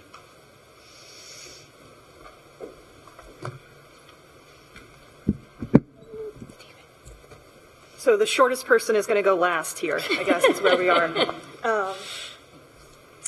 So you probably won't be able to tell because I have a mask on, but I am smiling. It's so nice to see all of you in person. This is the first meeting I've done since March, so bear with me. The first in-person meeting anyway. Good morning, Chairman Cope, Director Krause, members of the Commission. I'm happy to be presenting to you today on the operating state appropriation recommendation for 21-22. These recommendations represent many months of work, many months of work. We started this in June. It's not only THEC staff that are responsible for this, but our institutional partners are critical for us to be able to provide this information to you today, and especially during this, I don't want to say unprecedented, because everybody does, but this weird time with the pandemic. I'm very, very appreciative of their help over the last several months. This button. There are two green ones. Okay. So beginning on page 6 of agenda item 2 in your notebooks, THEC staff are recommending an increase of $36 million in recurring funds for our universities, community colleges, and colleges of applied technology. This recommendation recognizes the increased outcomes generated by our universities and our community colleges, as well as increases in completions and general increases in enrollment at our TCATs. It also recognizes some modest increases in fixed costs at our institutions and inflationary factors. Similar to last year, this recommendation does not explicitly include a salary increase for higher education employees. And this is important because for those of you who've been on the commission for a while, we used to come to you with recommendations in the $50 to $60 million range, and those would include 2 to 3% salary increases. Finance and Administration last year requested that we no longer do that, so that state employees, so that higher education employees could be treated the same way as the rest of state government. And so we're adhering to that request again this year. An increase of $36 million to purchase already produced outcomes represents about a 3.1% increase in funding compared to 2021, which again was a flat budget year. This operating increase recommendation is coupled with a guiding tuition range of 0 to 3%, which Chairman Cope mentioned in his remarks at the beginning of the meeting. This tuition range is built on several assumptions, including the full funding of this outcomes-based funding formula recommendation, as well as the state portion of an estimated 2% salary increase, which is in alignment with the 1920 recommendation. These assumptions and others will be discussed more thoroughly by Dr. Gentile as part of the next agenda item. In addition to new funding for our formula units, THEC staff are recommending an 8.9% or an $8.9 million operating increase for the medical colleges, agricultural research, and public service units. In alignment with this recommendation brought forward to you last year, this 1.9% increase reflects annual growth and several specialized cost drivers that exceed general inflation for these units, including meeting the requirements of evolving medical procedures, technology, and journal access for our medical colleges, and the cost of equipment, machinery, crops, and livestock at our agricultural research units. Most specialized units do not have opportunities to generate any sort of funding outside of state appropriations, and these units have not received general operating dollars in over 5 years. The recommendation today also includes $8.6 million for strategic investments in our specialized units, including recurring funds to assist agricultural extension agencies at both UT and TSU. We're also recommending $9.4 million for 3 statewide system priorities, which I'll discuss further later in the presentation, including $5.9 million to provide a sworn police officer on each TCAT campus. That particular recommendation was made last year to the Commission, approved, and was originally included in the governor's budget before we had to revisit it. These appropriations requests correspond with recommendations previously approved by the Commission last year and included in the governor's budget. Unlike in previous years, THEC is not recommending any additional funding for program initiatives or financial aid. Recognizing that the uncertainty of the fiscal picture in Tennessee necessitates a conservative focus on the most acute needs for our institutions and our students at this time.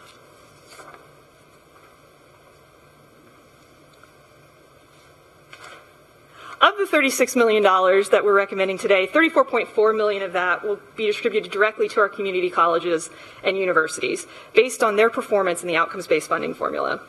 This year, 8 of the 9 universities and 12 of the 13 community colleges had positive weighted outcomes growth, meaning they produced more weighted outcomes this year than they did last year.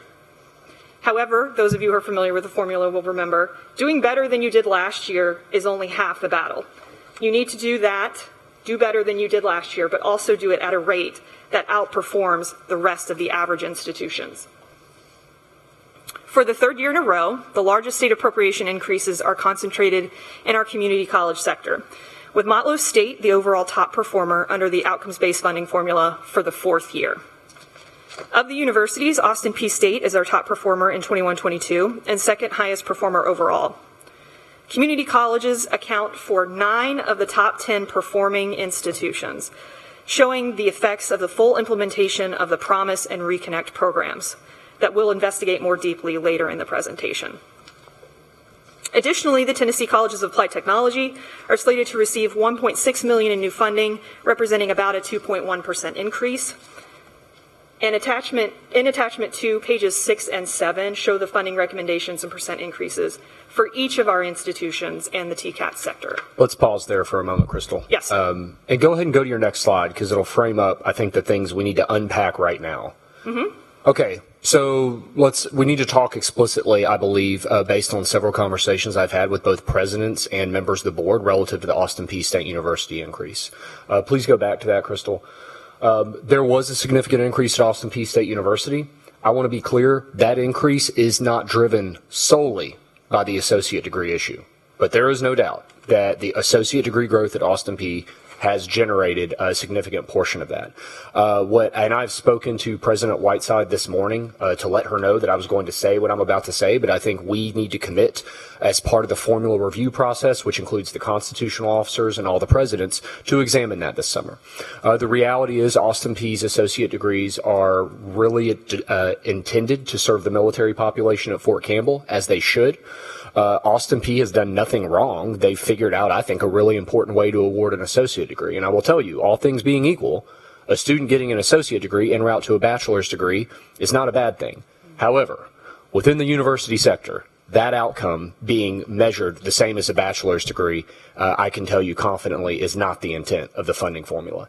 I can also say to several of the presidents that have reached out with this concern, that is not an action that can be taken right now unilaterally. Statutorily, this needs to happen via the Formula Review Committee, and what I would like to do is essentially read into the record a commitment to the presidents and to Austin Peay for their own predictability. We will examine this measure this summer and take appropriate action as the committee deems necessary.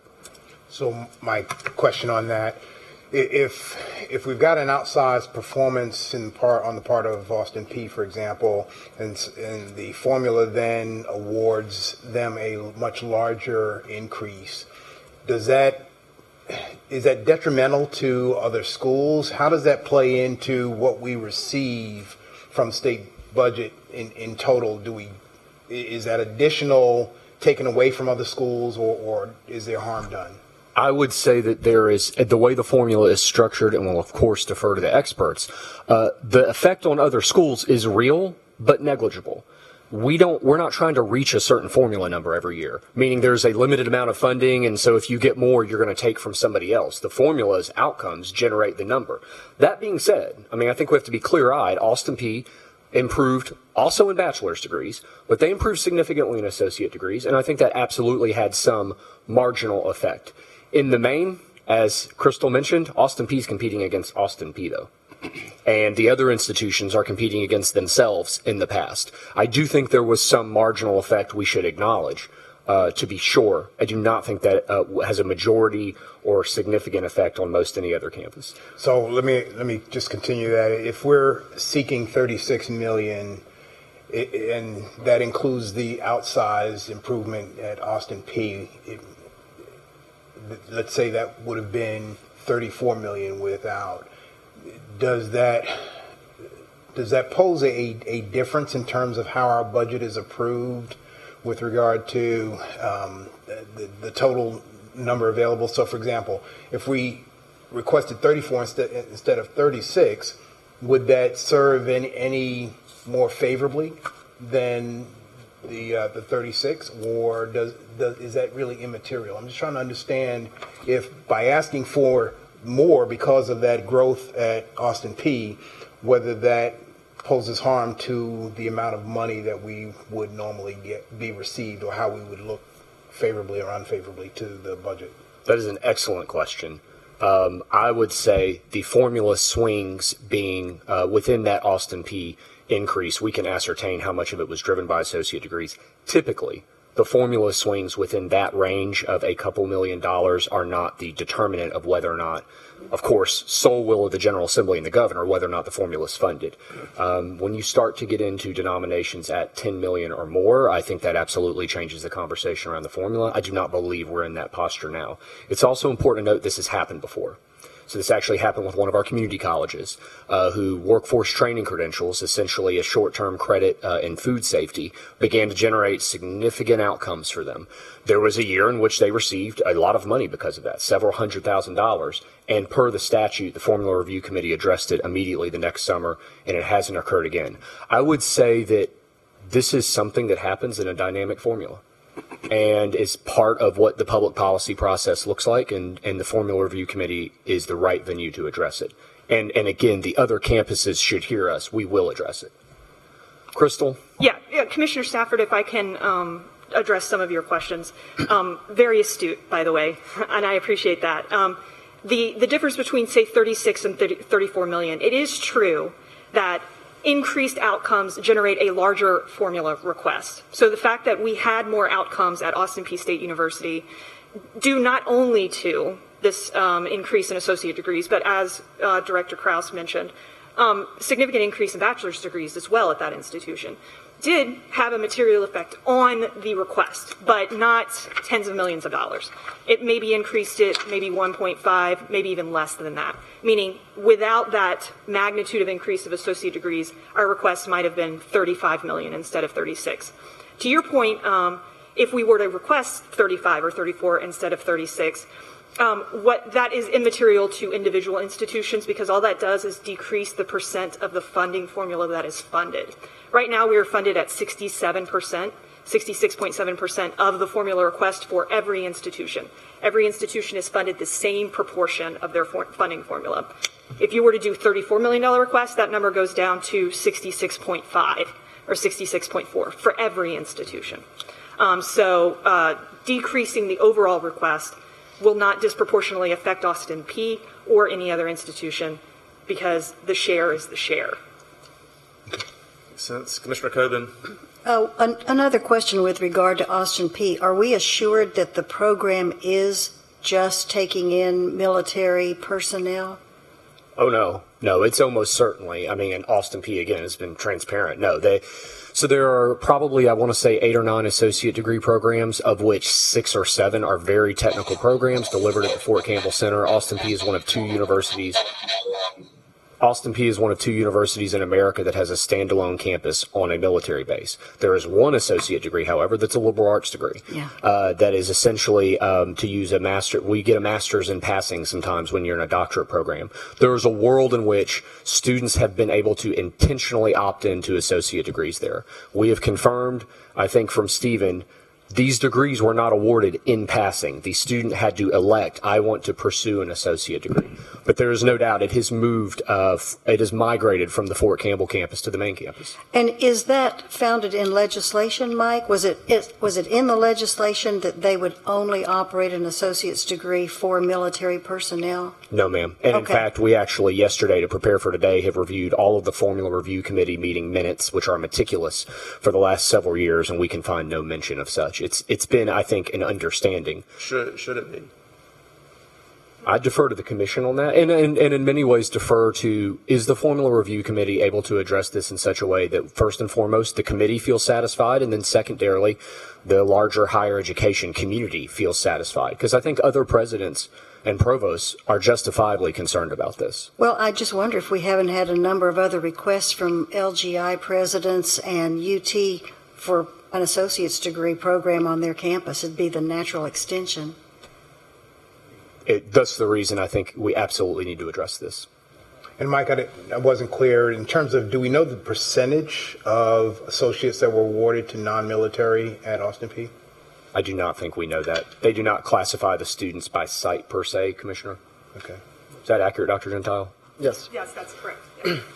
I want to reiterate, though, a key point, though, because we did talk to, I'm sorry. Commissioner Watson had a question, but I was just, you go ahead and finish your point. We did have a conversation with their provost and staff when this data came in. And to reiterate, it wasn't just them opting in to the associate degree. These students came in to campus day one, signifying that they wanted to be an associate degree recipient. What changed was their degree audit process at Austin P. They were able to find more of those students when they actually hit the credits. That's what changed in this year. This is not a new process change for them. Commissioner Watson? All right, let me just understand three things. One, if there's a serious problem here, we do not have the authority to fix it today. I do not believe we can change the formula without the committee statute. Okay, that's and number two is that I'm just going to use these. Assuming that the system has been slightly gamed in favor of Austin P, it does not have a material financial impact on the other institutions. Is that correct? I think it does have an impact on the other institutions. You think it has a substantial impact? Can we ballpark that even during the course of this meeting by chance? Or are we talking about $300,000 of... So, yeah, good question, Commissioner Watson. So what I can do and make every effort to have to you before the end of the day. I will go sit back at my desk after I'm done here and do some work on my computer and just estimate, say, if they had produced the same number of associate degrees as they had last year instead of this year, how would that affect their performance in the funding formula? And I think we modeled that a little bit, and they went from 9.8% increase down to around 8%, which I think is to 8. Which I think is that's the right number for us to focus on right now. There's about a 1.8% swing driven by the associate degrees. Yes. Okay. But AC Wharton here. Okay. Following up on Commissioner Watson's questions and those of Vice Chairman Stafford, when will the Formula Review Committee meet? Will that be before our recommendations to the legislature? It seems to me that we have a broader policy concern that needs to be addressed here. I would say from a legislative perspective, because if you take each district of this state, there may be a local interest in having folks who are not traditional students, places where you have large penal institutions. What if we start, which can be done, offering courses there with an eye toward the associate's degree? Is that embraced in our current formula?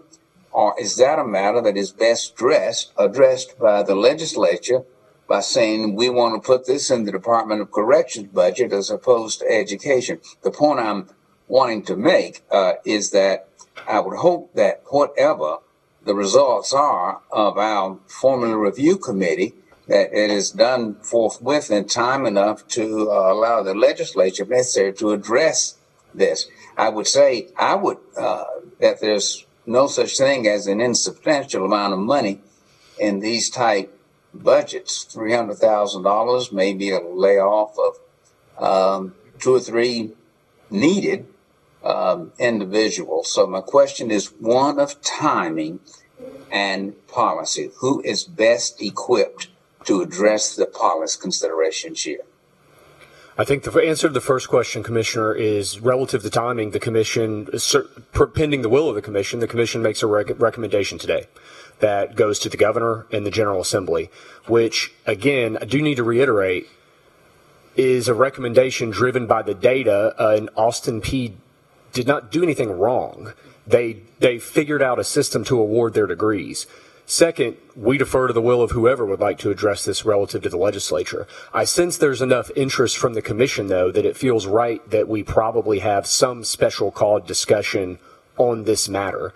But I think it's very important to reiterate, the statute's clear. The form for changing this is the Formula Review Committee, which would not meet until after the legislature has adjourned.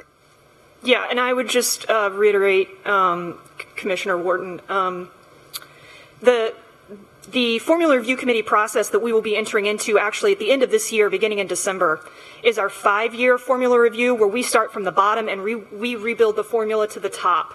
And we do that every 5 years. And because of that process, it's about a 6-month process. The interesting thing about that is we bring that formula to you in July for you to review and approve. So this is something that we will go through the process with our institutional partners, and we will. This will be a topic of conversation during that entire review, and then that formula will come back to you to review and approve before it is used next year to make the recommendation in November. Thank you. And let me make it clear for the record, I'm not accusing any of our fine institutions of doing anything wrong, gaming the system. Matter of fact, I would consider them to be a bit inept if they did not take advantage of what is presented to them. Our whole nation gains when anybody or group of people advance themselves through higher education. And I think, unless things have changed, it's clear that we're not going to meet our drive to 55 under the traditional, I finished from high school this year. I will enroll in a 4-year college in the fall. I will stay there for 4 years and I will have a degree. We're not going to make it. So I applaud Austin Peay and anybody else to going out and saying, hey, let's innovate here. So again, and I hope the body considers this as just something in the affirmative and not the negative. No aspersions whatsoever at Austin Peay. Thank you. Thanks, Mayor Wharton. Other questions or comments? Comptroller Wilson? A couple of things about this. First of all, there's a fair question whether it's the public policy of the state of Tennessee to encourage soldiers at Fort Campbell to get associate degrees. And I tend to think it probably is. And secondly is that the formula I remember even Governor Bredesen saying the formula is designed for the schools to not game the system. I don't think he used those words, but that's what he said. We have a formula review committee. I've got a lot of problems with the formula, but I think that we need to follow it until the committee acts and we say yeah or no. That's my views on it. I don't see anything wrong with what Austin Peay did. I don't. Other comments or questions on this? Anyone online that would like to comment? I think I haven't made a comment. I may be the only one who hadn't commented at this point. But, I think what we have to do is go back and look at is the spirit of what we were trying to do being followed. Once again, to piggyback on what many commissioners have already said, I don't believe Austin Peay did anything wrong. If there is blame, it is for us or not thinking about the unintended consequences. So I don't find fault with that, except for with this own body, and I was one of those members, but many of you were not. So you can help fix the problem we created, I guess. Somebody had asked a question about what impact it had on everybody else. I mean, when I look at this, when you look at the appropriation share, if I'm looking at it correctly, Crystal, if I'm looking at page 7 here, Austin Peay's appropriation share was 4.71% in 2021, and it went up to a whopping 4.98% in 21-22. Now, in real dollars, they're getting an increase of $4.6 million approximately. But if you think about that, now that's a big chunk of the overall $4 million. But if you think about from an institutional level, it would certainly have been dispersed across that, and everybody else's share would have changed accordingly. Right? Yes, sir. Okay, thank you. That's right. Thank you, Secretary Hargett. Other questions or comments on this? I just want to take a moment and thank the Commission. This is one of the most in-depth policy discussions we have had. It, I think, had input that we as the staff now need to put into action. So thank you to everybody, both in person and online, for digging into this issue and hammering. Someone's in the middle of a major building project. So, Crystal, you were in the middle of your presentation, I know. I don't know where you are in that. And I will try and find my way back.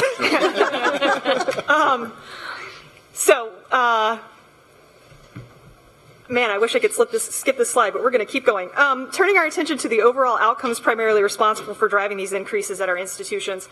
This chart displays the change in 3-year averages. So again, remember, the funding formula works off of 3-year averages. So that when we're measuring performance, we're saying your 3-year average from last year, you need to do better with your 3-year average this year.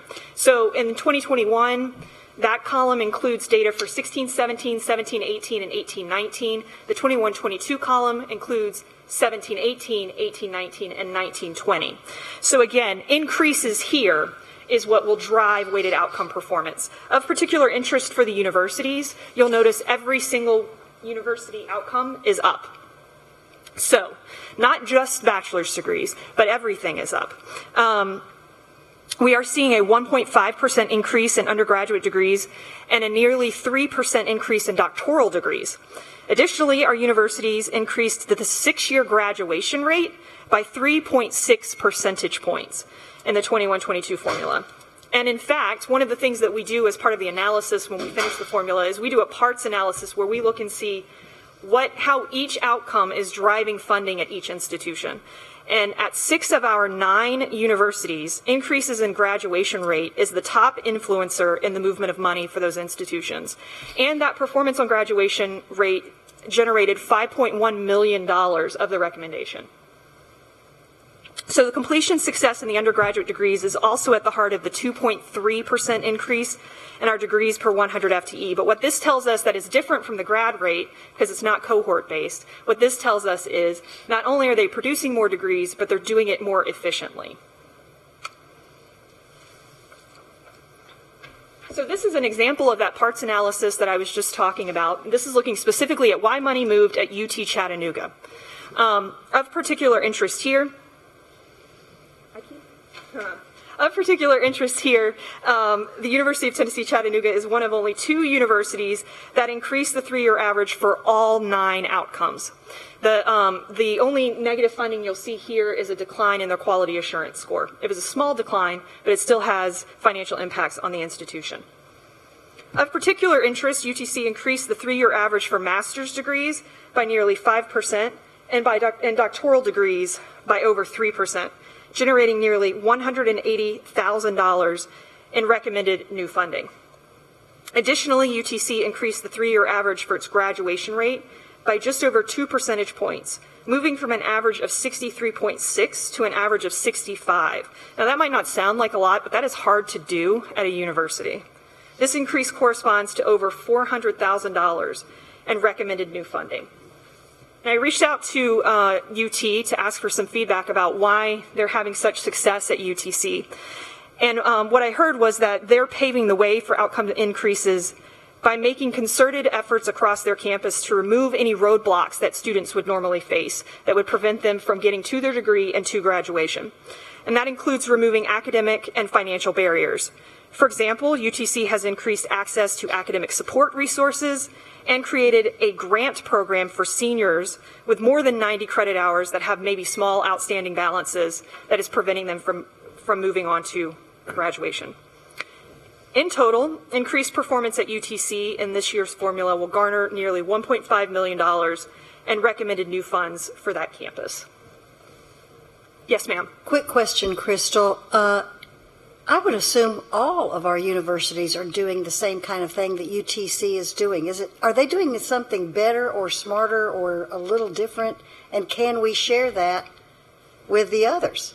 So I think that is a good starting point, that all institutions are probably working on bottleneck courses, are working on increasing their academic support. And again, a lot of that is being funded by the fact that the funding formula has been funded over the last 7 years, right? So new money has been flowing to these institutions to allow them to pay for these intensive interventions.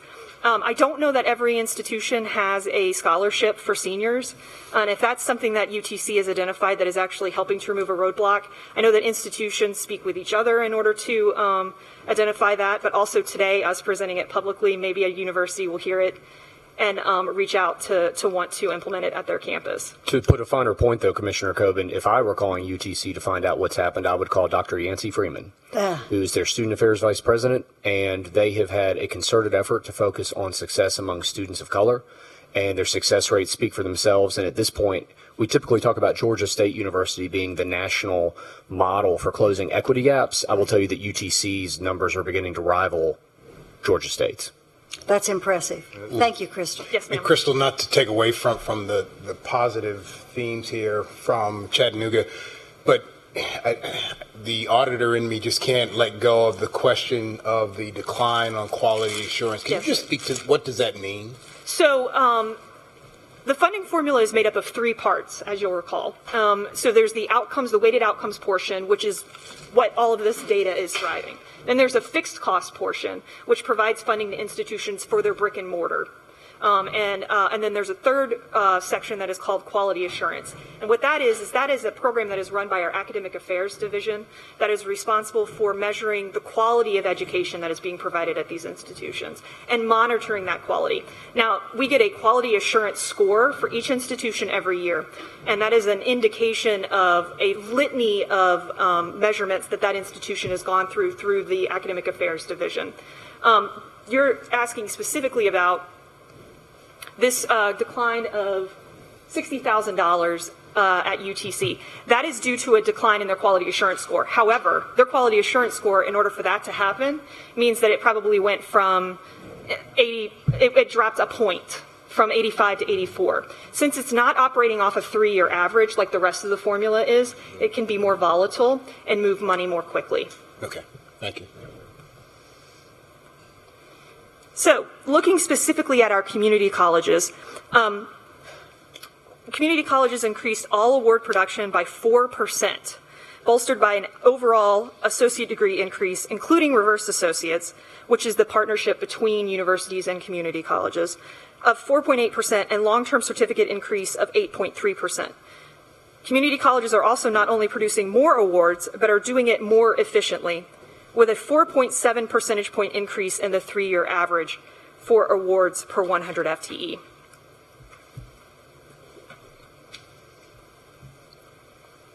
So this is a parts analysis for one of our community colleges. This is Columbia State Community College. This is our number 2 top performing community college in the 21-22 formula. And over the lifetime of the model has been in place since 11-12, so this is completing our 11th year of the outcomes-based funding formula. And over that time period, over the first 9 of those 11 years, Columbia State was considered an average performing community college. Remember, we used to show line graphs that showed performance, and there was a black line in the middle that was the average increase for all institutions, and Columbia State was always hidden by it because they were right behind it. Well, the last 2 years, that's changed. They are now one of our top performing institutions in the community college sector, and that is also true this year. So Columbia State has increased the overall progression through the 36 credit hour benchmark by 6% from last year's model, and this growth in students meeting this milestone generated over $235,000 for them. Columbia State awarded 875 associate degrees in 1920, and that's an increase of over 12% in 1 year. The 3-year average increased 10% from last year's formula to this year's formula, resulting in a recommended increase for associate degree growth of nearly $500,000. Now, much of the success at Columbia State can be attributed to the opening of the Williamson County campus, and many of you have had the opportunity to go out there and see that campus. What that satellite campus has allowed Columbia State to do is to better serve that growing area in Franklin, Tennessee. And this campus was opened in 2016, and it allowed them to expand its academic program offerings. And now, 2 and 3 years later, from when that campus was opened, Columbia State is seeing the results of this increased enrollment and successes of those students. Similar to last year, Columbia State generated higher levels of performance in 9 out of 11 outcomes, resulting in a total recommendation increase of nearly $1.3 million. Now, I mentioned briefly at the beginning that we were going to have a deeper conversation about Promise and Reconnect. And these are quickly becoming some of my favorite slides to present when we do this presentation every year. We now have a fully mature Tennessee Promise program. It was created in 2015. It is now fully mature at all of our institutions. And because of that, our institutions are feeling the effects of Promise students and have been for a couple of years now in the funding formula outcomes. This slide shows the effects of these students on the outcomes in the community college sector, and you can see the impact of Promise is pretty impressive. Of all progression metrics generated in 1920, 43% of them were generated by a Tennessee Promise student. These Promise students are staying enrolled and they're moving through the progression benchmark pipeline, often going either to an associate degree at that institution or on as a transfer student to another institution in Tennessee. In the most recent academic year, nearly 40% of all associate degrees awarded at community colleges were awarded to Tennessee Promise eligible students. In that same year, more than half of all students at community colleges who more than half of all students at community colleges who transferred out with at least 12 credit hours were part of the Tennessee Promise program. Community colleges aren't the only ones feeling the effect of these Promise students, because if they're transferring or they're receiving a degree, they then might move on to universities. Universities are now starting to see these outcomes from these Promise students as well. 8%, so just under 10, of all progression metrics generated at our universities in 1920 were generated by students who had been a Tennessee Promise student. And nearly 8.5% of all bachelor's degrees awarded at our universities this year were previous Promise students. And that's up from only 3% last year. So we're really starting to see those Promise students, we're now 5 years into the program, and so we're starting to see that on-time completion of bachelor's degrees, and we expect that percentage to continue to increase as students are continuing to move through the pipeline. Moving on to Reconnect. Since its implementation in 2018, the Tennessee Reconnect program has been generating outcomes for our community colleges. And similar to the previous slide I showed you on Tennessee Promise, of all progression metrics achieved in the community college sector in 1920, 16% were Reconnect students. Of all certificates awarded, 23% were Reconnect students, and most surprisingly, of all associate degrees awarded in 2019, 20% were awarded to Reconnect students, up from only 11% last year. Keep in mind, last year was the first year of the program. So we've doubled the number of students who have generated an associate's degree in only 1 year. Now, if you were to, say, add the associate degrees generated by your Promise students to the associate degrees generated by your Reconnect students, nearly 60% of all associate degrees awarded at our community colleges in 1920 were attributable to students from these two programs. We think that's extraordinary. Really good. Now, one final point on the completion metrics across our community colleges and universities, and this speaks to the conversation we were having earlier about it's not just associate degrees at our universities that are moving. Our bachelor degree production is pretty phenomenal at our universities. Universities awarded 6,200 more bachelor's degrees, and community colleges awarded 6,300 more associate degrees in 1920 than they did 15 years ago. This equates to a 40% and 89% increase, respectively, for those comparisons. This continuous and sustained increases are the heart of the Drive to 55 initiative, and this is how we are going to get there, is the continued increase in these degree productions at our institutions.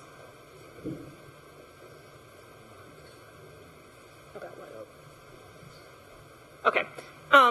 In your documents, you're going to see deeper discussions about what this is. This is just an outline of the remaining appropriation recommendations that we'll be making today.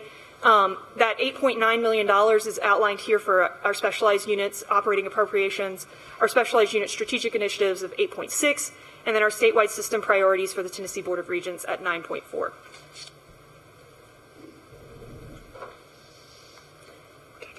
So again, just in conclusion, the recommendation put before you today includes $36 million to fund outcome growth at the community colleges and universities and enrollment and programmatic increases at our colleges of applied technology. It also includes a state investment of $8.9 million to fund operating increases at our specialized medical and agricultural units, and $17.9 million to fund 2 strategic initiatives and 3 statewide priorities. This makes up the core of our $1.76 billion enterprise here in Tennessee Higher Ed. And this equates to a $62.8 million or 3.7% increase over the 2021 budget. Any questions? Happy to answer. Yes, Commissioner Scarlett. I have a feeling I know the answer to this, but I'm going to ask you anyway. For those students that are receiving the associate's degree, whether they're adults or younger, how many of those that graduate are being hired into living wage, high growth jobs? That is a very good question, and I will say that I don't know the answer to that right now, but I do know that we are continuing to develop partnerships with ECD, the Economic and Community Development, as well as Department of Labor in order to be able to track those students who, after they graduate and into the workforce. The community colleges do have a metric that's called job placements, and that job placement metric is an indication of 4 quarters after graduation, are you employed? It does not, however, measure if it's a high-paying job. But we do measure actually whether you're employed. And that number, I think, went up pretty significantly this year for our community colleges. However, we are working within our research division in order to generate reports related to this that's looking at how we are in alignment with workforce needs in the state and what our graduates are doing. And I think, I don't want to... When is that coming out? Is it in March or did we just do one? January. January. Okay. Thank you. I understand Mayor Wharton has a question online. Mayor Wharton? No. No, he does not have a question. Okay. Very good. Sorry. Thanks, Crystal. Other questions or comments? Okay, let me frame obviously the decision before the commission as whether to accept or reject the recommendation for the appropriation as presented. So the floor is open, and I'm happy to entertain a motion. So moved. Okay, do you move to accept the recommendation, Commissioner Tobin? Yes. Okay. Second. Second from Commissioner Scarlett. Any further discussion? Hearing none, Madam Secretary, please call the roll. Chairman Coe? Aye. Commissioner Dishner? I think it was an aye. Commissioner Dishner? Aye. Thank you. Commissioner Tobin? Aye. Commissioner Moser? Aye. Commissioner Scarlett? Aye. Commissioner Stafford? Aye. Commissioner Watson? Aye. Commissioner Winton? Aye. Secretary Hargett? Aye. Commissioner Wharton? Aye. Comptroller Wilson? Pass. Commissioner Hassler? Aye. Chairman, you have 11 ayes and 1 abstention. Very good. Thank you. The motion to adopt the 2021-2022 operating state appropriation recommendation is passed. Next item is number 3, the 2021-2022 student fee recommendations. Dr. Gentile.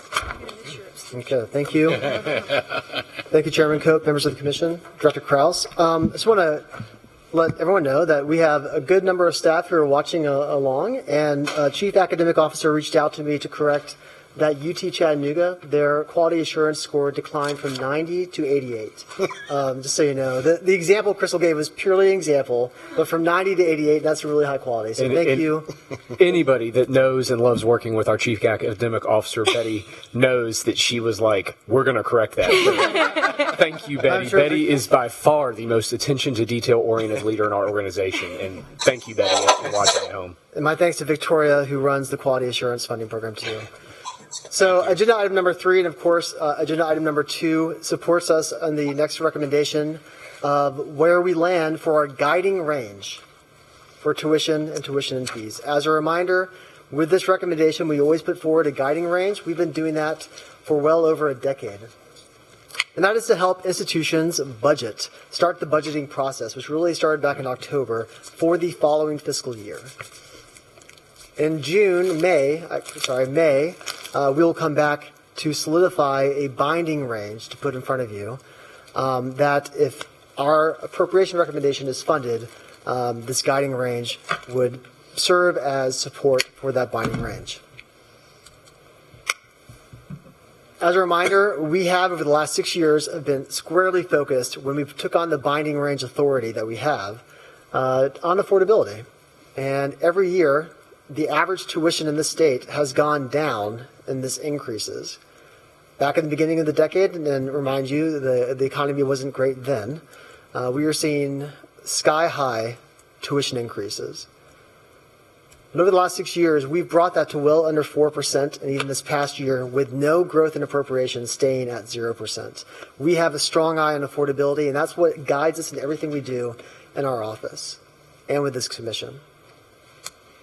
Dr. House mentioned the master plan earlier today. In that master plan is a stated goal for fiscal policy that Tennessee will become the most affordable state in the South for higher education. That plays through in several ways. That plays through in state support. That plays through in tuition. That plays through keenly in financial aid. But when we approach this process every year, the first thought we have is, how are we going to be sure higher education is affordable and accessible for our students? So the number one thing we look at is that affordability. As we presented last year, and as we know just from Tennessee Promise and Reconnect and the groundbreaking scholarship programs we put forward, Tennessee leads this country in financial aid, having some of the highest grant per full-time enrollment in the country. How does that translate to tuition picture? What that means is, over the last decade, the average net price, so tuition less financial aid, that students are paying has gone down relative to other states as comparison to overall income. About 2008, we were middle of the pack and our southern peers on that net cost to our student. As of 2017, the most recent information we get from other states, we were up in the top third, and that was before Tennessee Promise and Reconnect were firing on all cylinders. The TSAA grant of $113 million that we give out, we have fully transitioned to fully funding that program and are able to expand it to more students who are eligible and have shown a need from their FAFSA. And then average debt level, and that debt level is for students who graduate with a bachelor degree, is at $27,000. Our goal is for that to go down. But it's important to know that in comparison to other states, we are in the top-notch area of that, with average debt levels about $32,000, the highest being $39,000. We're on the low end. That said, affordability is still something we strive for. The second thing we look at when we're doing our range are enrollment patterns and inflationary cost increases. And we're thinking about projecting forward into the next academic year. What do we expect from enrollment? Well, with the community colleges being down substantially this year, we are predicting an above-average growth in them as a rebound of about 5%. And universities remaining relatively flat in the 1% range. And then for inflation, we do look at the Consumer Price Index. That's about 1.4%. And then third and most important is that state support level of $36 million. Last year, we recommended a 0 to 2% range, and we stuck with that in our binding range. This year, with all of these things taken into consideration, we are recommending a 0 to 3% range, which again is one of the smallest range we've ever put in front of you. Yes, ma'am. Stephen, a question. Having looked at community college enrollment from every direction over the last hour, do you think they can withstand a 5% increase? I mean, where's the 5%? Where does that come from? Yeah. Well, are we trying to make up the loss that they've incurred this year? That's what I'm asking. And I should say that is a prediction on our part, with them declining so substantially last year for 10%. I'm expecting a 5% from that base now that's down below. So I would estimate with the economy that they would go up 5%. And that's an enrollment total, not in tuition revenue, enrollment total. Yeah. So that is a prediction. I should say that doesn't have a huge impact on our range overall. It is but a small aspect of it, but it's a prediction we put in. That is what I'm optimistic about seeing there. And we really do believe they might bounce back that much in the fall? I am hopeful for that. Okay. I do believe. I'm sure, though, if you were to ask people across the country, there'd be lots of predictions, but seeing what we saw this year, that's why my prediction is. Well, I think we're better than everybody across the country. Well, there you go. I really think Tennessee sits at a very good spot as far as community college education and TCATS is concerned. So I was just Well, yes, ma'am. This range is applicable to in-state undergraduate students. And then again, our binding range would be in the May quarterly meeting. Our history of ranges over time, as I said, this is one of our smaller ranges. Before we had binding range authority, we would come to this body with as high as a 0 to 9% range. In 11-12, if we didn't know what the finances were going to be mid-year, due to mid-year reversions, we actually came forward with a minimum and no maximum on our range. That minimum was 2 points above our maximum now of 0 to 3%. So we have narrowed and narrowed this range over the years. Due to certain appropriation growth, we would expect institutions to fall at a different aspects of this range. We've known from talking to universities in the past that they think it's best and strategic for their population to keep tuition as low as possible. University of Memphis has been a leader in this, and other institutions have followed prior to every institution going flat this past year. We do anticipate that, but of course it may be dependent on appropriation growth. So when we talk about 0 to 3%, what is it that means exactly? At the university average, that's an increase of less than $300 for that academic year. For institutions falling in the middle of it, $150. Community colleges, what we're saying is we're going to see an increase of about $140 at that maximum per student. And if we were to fall on average in the middle of this range, again, that trajectory down and low will continue, as we see here. So Chairman Cope, members of the Commission, I'm happy to answer any questions, but it is our recommendation to the Commission of a 0 to 3 binding range for tuition and tuition and fees. Commissioner Watson. Well, first of all, I want to compliment Steve and Mike for putting up with my continuing objections to tuition increases. Not at all. And I want everybody to understand that the numbers that we're talking about compared to the value proposition are really peanuts. Stephen is correct that a 1.5% tuition increase is about $20 million to the whole system. For all of higher education, yes. $20 million. In-state undergraduate students, yes, sir. So, and Stephen was kind enough to break out a couple of examples. Jackson State, $220,000. Shelby, $340,000. Every presentation that we've gone through today, every person has talked about affordability. We've talked about the effectiveness of promise and reconnect. Those are all cost factors. Today, I think everyone knows that the value proposition of education is challenged. When you talk about tuition increases in this environment, you're saying we have a product where the sales are going down, the value proposition is going down, so we're just going to increase the price. That doesn't make a lot of business sense to me. If we're talking about $20 million, the best place to get it is from the legislature. The most important investment that I think our country, our state, our community can make is in education. It is the infrastructure of the future. So we've got to make this a good value proposition. I just went through a study that was done in Virginia in 2015, Cost in Higher Education, Evidence from Public Institutions in Virginia.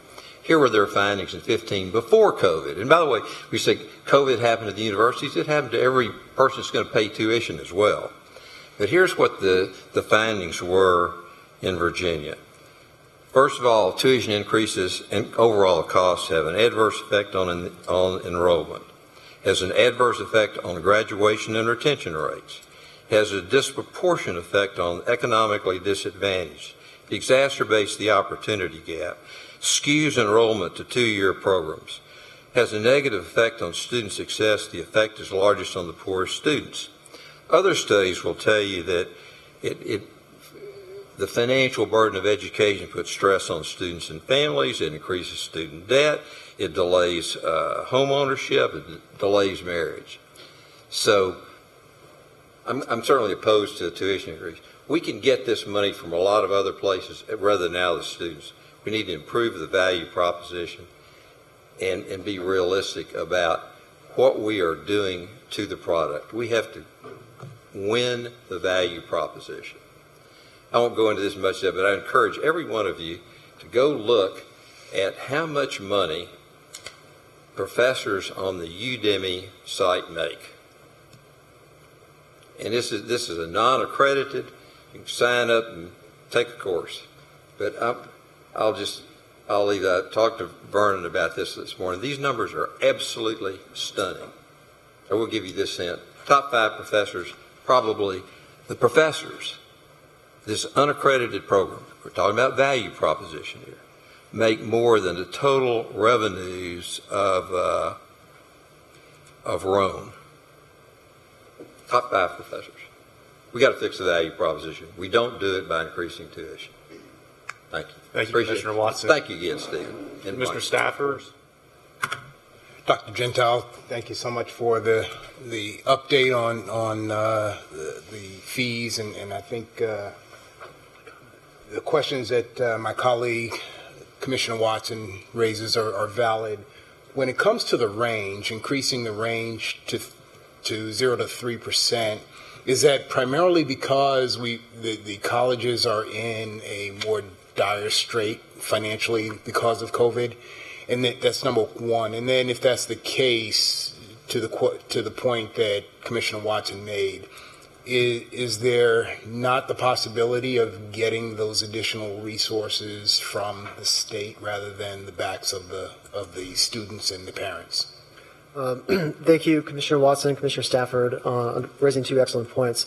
To address the first part of your question, yes, part of the reason for a slight increase from 0 to 2% to 0 to 3% is, as mentioned earlier, we are, I will use the word, in unprecedented financial times. That said, when we've been here before, the ranges were much higher. Right now, the institutions have gotten a much better solid ground and are being able to weather the storm much better. However, that 3%, getting that extra 1%, we think is most prudent for a handful of our institutions right now who are experiencing great revenue declines. And we also can't foresee what will happen in the next year and a half as well. So that's the information there. To your second point, and to your point, Commissioner Watson, last year at this time, Secretary Hargett asked us to, in our official transmittal to the F&A Commissioner and to Governor Lee, to include a distribution scenario of what it would take to get our institutions to keep tuition flat. And we have included that in our scenario tab this year as well. And it makes up for a 3% tuition increase in total. And that is in this tab, our recommendation file for you. And so we know that, and we present that to them to say our commission would like to keep tuition as low as possible. It's not their official recommendation, but if we can do that, that will help get institutions flat. So that's in front of our materials here. Does that answer your question, sir? It does. Thank you. Thank you, Dr. Gentile. Commissioner Coben. And Stephen, another question. COVID, of course, has presented us with unprecedented financial times. This was the perfect opportunity for campuses to go back and do zero-based budgeting and throw out every bit of scrap that they could get their hands on or could conceivably find. Did you have the impression that schools did go through that mental exercise or academic exercise, no pun intended? I saw a lot of fascinating things from our institutions this year. And we have in the audience here Raj Gurpati, the CFO at University of Memphis. First of all, yes, every year, whether it's zero-based budgeting or it's taking a hard look at their budgets, they approach it every year before this as well, trying to see where they can shave, because the fact is, if you're entering with a flat state appropriations or flat tuition, you need to be able to get your product across the most efficient way possible. I've also seen, however, our institutions engage in more I would say innovative financial practices to be able to find ways that they can actually encourage more funding at the department level, not just academics, but athletics and other auxiliary, to force them to, pay back the charges that are owed to their institution in a more efficient way by incentivizing, much like how we incentivize our institutions to be as efficient as possible. I know University of Memphis and Raj have engaged in new financial practices there. So every year they will engage in that process. But whether any institution told me we did zero-based budgeting, I did not hear that from them directly. Other questions or comments? Commissioner Watson. So, $20 million is what percent of our expenditures in higher education? We're talking about 0.0005% or less? $20 million does go a long way in higher education, but it, on the grand scheme, about $2 billion enterprise. So it's $2 billion. So it's very difficult for me to assume that every institution can't cut less than 1% out of its budget. If Vernon were challenged today, if his boss said, you cut out audit 1%, 4% price, he could do that before the end of the day.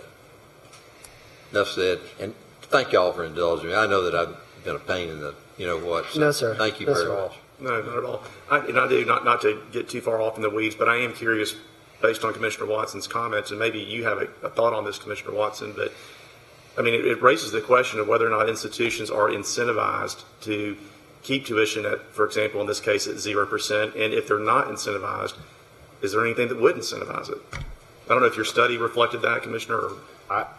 I would say, Chairman, especially within the LGI community, there is great incentive to stay low. All of our LGIs and the UT regionals are in very competitive enrollment management battles with out-of-state institutions or border institutions. That's why you've seen both Memphis and Tennessee Tech consistently say, thank you, THEC, for the 0 to 2. We're going to stay at 0. Memphis at this point, I think, is 3 or 4 years into that. So I think the universities certainly are. I think the community college enrollment management landscape is different. For one, the community colleges have almost no margin. They operate on the line every year. And there's no doubt, I think Commissioner Scarlett might have asked this, when we think about putting together this recommendation, we are thinking about the fact that those community colleges, one, only get half of their money from us. So THEC, we and you all control one half of the equation via the formula. The other half of the equation actually is under THEC's purview as well, which is tuition. And given the current enrollment decline at TBR, I believe, and you all know, our job as the staff is to bring you our best possible recommendation, and we then defer to the will of the commission. Our recommendation is based on looking at what other states are going to do. I believe 0 to 3 will still be a very low range. And it's based absolutely, while we start with student affordability, we also have to consider the exigency underway at many of our community college campuses, where $300,000 or $400,000 is absolutely the margin for them. Thank you, Mike. Other comments, questions? Okay. Thank you, Dr. Gentile. So Thank you. The floor is open, and obviously the decision is to either accept or reject the 2021-2022 student fee recommendations action item.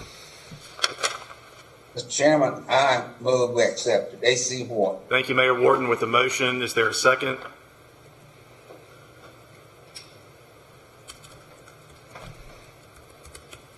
Floor is open for a second.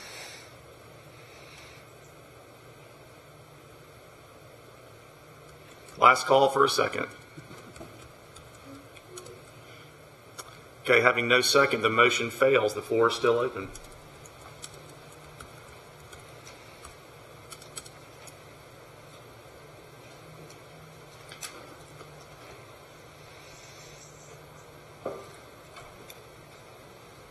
I think parliamentary inquiry would be, Mr. Chairman, if we're seeking another motion. Yes. Yes, correct. We are seeking another motion. That motion failed for lack of a second. That was my call. So the floor is open now. I move that we revise the range and recall it or move to a 0 to 2% increase range. Very good. Commissioner Stafford with a motion to revise the recommendation and have the tuition range be 0 to 2%. That's the motion on the floor. Is there a second? Then we can have discussion. Second. I second. Okay, I have a second from Commissioner Scarlett, and Mayor Wharton, I heard you come in. So we have a properly moved and seconded motion. The floor is open for discussion.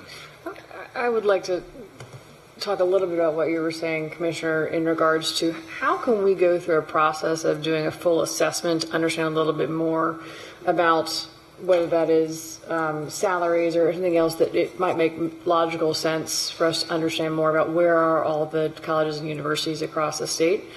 I do have a concern with increasing overall tuition, and I think the universities are going to do what's right for their students, but there is a concern that I have with our community colleges specifically.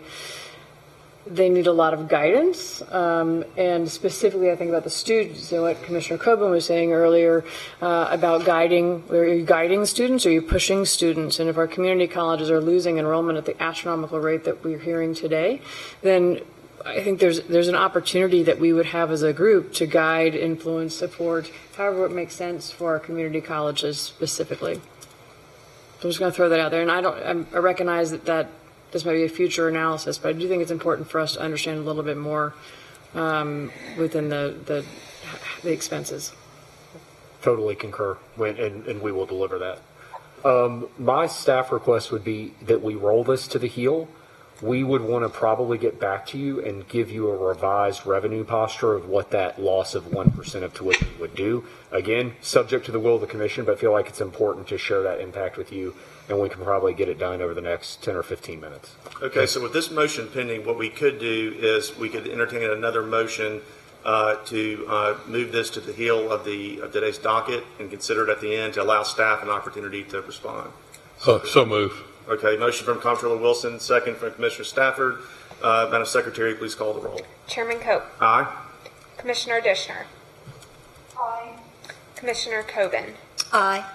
Commissioner Moser. Commissioner Moser. Commissioner Scarlett. Aye. Commissioner Stafford. Aye. Commissioner Watson. Aye.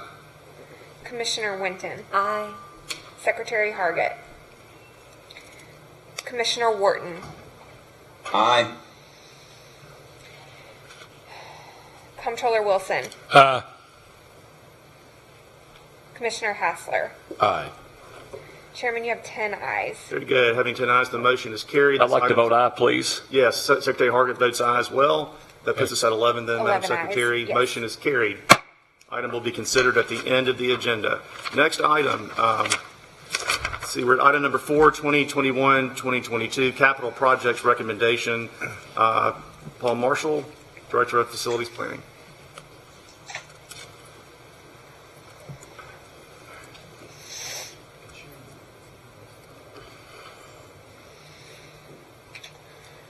Good morning, Chairman Cope. I see Director Krause has left the room.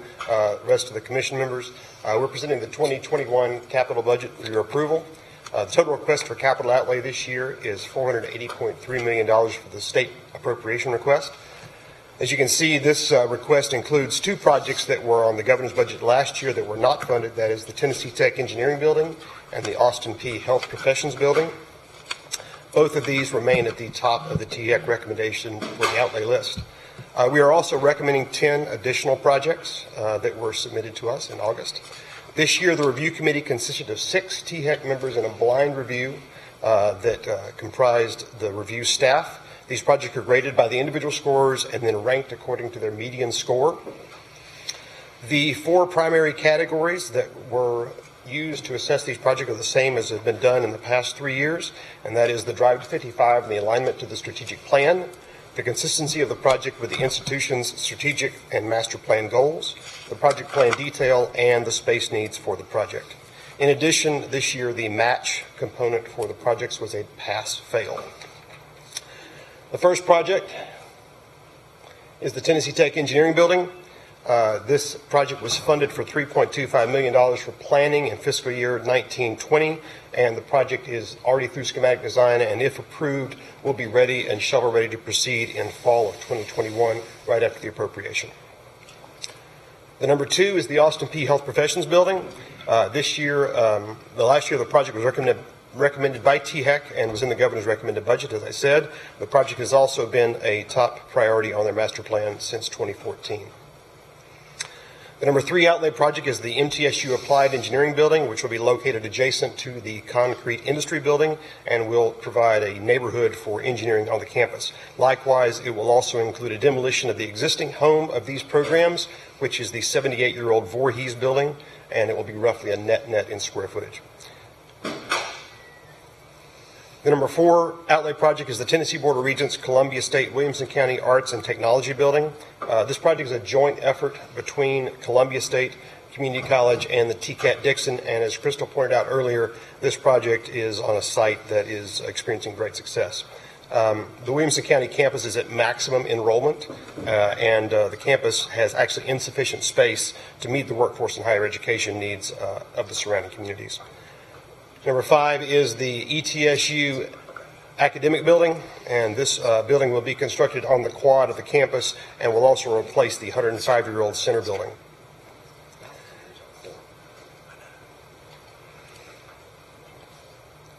Finally, the capital maintenance proposal is for 69 projects with a total of $147.3 million.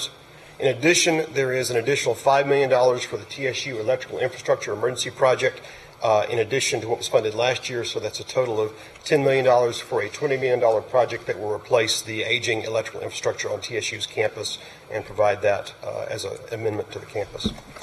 In conclusion, THEC will continue to support a process that encourages the development of well-considered, high-quality projects that best align with state goals and the institution's academic plans.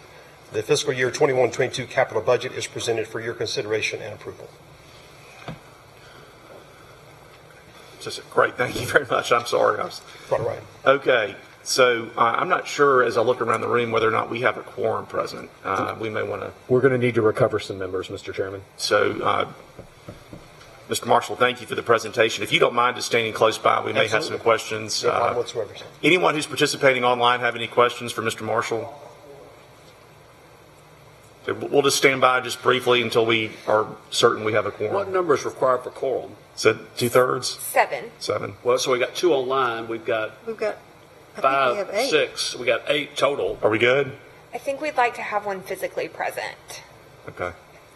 Oh, 8 physically present? 7 physically So that tells me that we don't have the necessary statement of the. We do. necessity on the record, electronic participation necessity, but I think we're good now that Commissioner Stafford has rejoined us.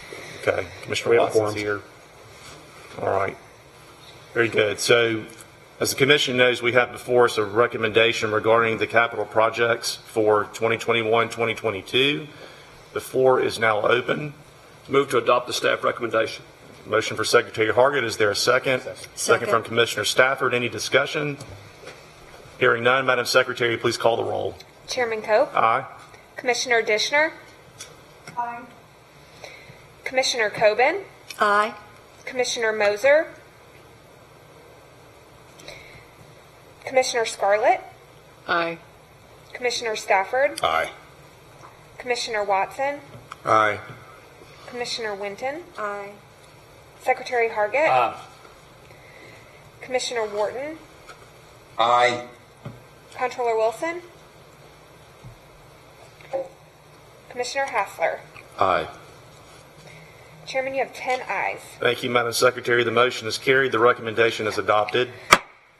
Next item on the agenda is item number 5, new academic programs. Dr. Julie Roberts. Good morning, everyone, and also excited to be here. I wanted to go ahead and introduce Provost Mark Burns, who's going to present to you on 2 new academic programs today. I need to take this off real quick. Both of them being art therapy. Couple of firsts that I want to recognize with these 2 programs is this was our first time having 2 programs go through of the same type at 2 different degree levels. Also, the first time we've done a virtual site visit. So, as Mike mentioned earlier on, we're still going through the new academic approval process, as it's always been. And our campuses have been really great about shifting to virtual site visits. And so this was our first and went quite well. So with that, I am going to turn this over to Provost Burns. Thank you, Julie. Good morning, everybody. We're really happy to have you on campus. Come back anytime. We've got, as Julie said, 2 degrees before you today. The first is a Bachelor of Arts in Art Therapy. First, let me just give you a really brief explanation of what art therapy is. It's a program designed to help people who have damage to their brains or neurological system, often involving communication. Folks who suffer from PTSD, who've had a traumatic brain injury, communication or learning disorders or other sorts of neurological problems. It's the use of art combined with other disciplines like social work and psychology to help those people make progress in their recovery. So we're really excited about that. If you approve this, MTSU will be the first public institution in the state to offer a Bachelor of Arts degree in art therapy. We don't bring any program to you these days without having thought really carefully about what the employment prospects are for the graduates. Folks who graduate with a BA in art therapy will have a range of options, including work as recreational therapists, as program directors, and a variety of titled positions, working at schools, at veteran centers, nursing homes, rehab facilities. If you're familiar with special kids here in Murfreesboro, that would be a likely place for one of these folks to work. As I mentioned, the curriculum is really interdisciplinary, includes visual, literacy, art, communication, sociology, and psychology. We think that this aligns quite well with the state master plan. We expect that there will be more than sufficient job openings for our graduates. These are not going to be huge programs. It's not going to be mechatronic size, hundreds of majors, with a really huge labor market. But we do know from our research that there are positions available, and currently the demand in the marketplace is not being met with qualified professionals. We've worked in both the proposal and will work, presuming approval, with the Tennessee Art Therapy Association to try to fully understand what the market is and to make sure that we're preparing our students for employment. I'm not doing a very good job keeping up here, am I? This is a very confusing clicker, and I sort of chuckled earlier when one of this Crystal had trouble. Press green. And as she said, oh, okay. There are two green buttons. Yeah, I've got it now. Yeah, thanks. Thank you, Julie. And Julie, if I cannot operate the clicker again, please step in. Tennessee is behind the nation in offering a range of mental health care services, of which art therapy would be one. One particular thing I'd like to point out, as you know, here at MTSU, we're very happy with our Daniels Center, which focuses on helping our military veterans and their families. And as I mentioned at the outset, art therapy can be a really useful tool for helping veterans who might have suffered traumatic brain injuries during their service recover. So overall, there is a positive job outlook in this field. Here's the page on which we express what we think is a conservative estimate of what the program will produce in terms of majors and graduates. Again, these will meet THEC expectations, and we frankly think that we'll do better than that, but we want to under-promise and over-deliver. Costs. Primarily the cost is one faculty position which we have reallocated from elsewhere in the art program. So there'll be no additional costs to the university, but the cost of that faculty salary makes up the bulk of what you see there in terms of expenditures that will be required.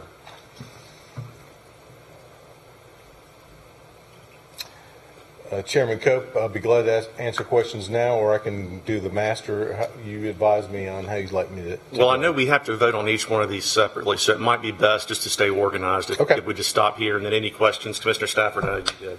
Yes, sir.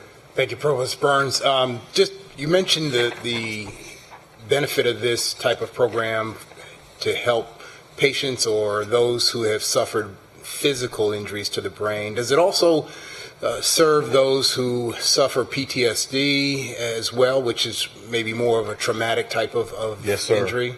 Yeah, in fact, that's one one element in addition to the physical TBI, but PTSD among veterans, this would be a very applicable program for that. And also for others who just have learning disabilities, perhaps not related to a physical injury, but a neurological problem or other issues. So yes, So it's got a pretty broad, very broad perspective. Okay.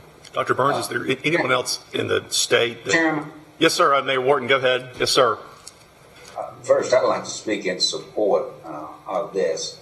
What this program addresses lies at the bedrock of many failures that we're now trying to remediate in K through 12 in our corrections system. Matter of fact, Tennessee has pioneered in this field through a program called Building Strong Brains. And as opposed to going to the particular individual and asking, what did you do or what's wrong with you, the question many times should be, what happened to you? People aren't born criminals. People aren't born failures. Somewhere along the way, something happens.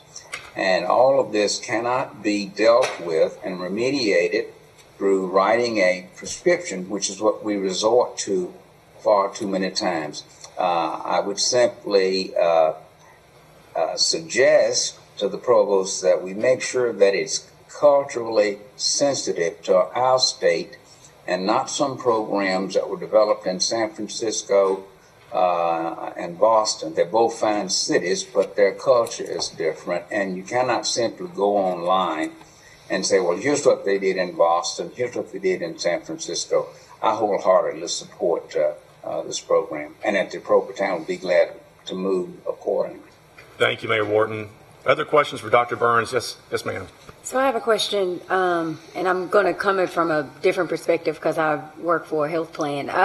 So are you anticipating these people being able to get a job and get reimbursed from private pay, or are you thinking they're going to be reimbursed from insurance? Because the way our healthcare system is set up today, it's not designed for this level of reimbursement. So I'm just thinking through, what happens oftentimes is a great idea and people are like, this is what I want to do, and it helps people, and then they get to the point where someone says, well, my insurance doesn't cover that, and I can't afford to pay for that out of pocket. Right, that's a great question. Let me look to Nita Brooks, my vice provost who worked on this program.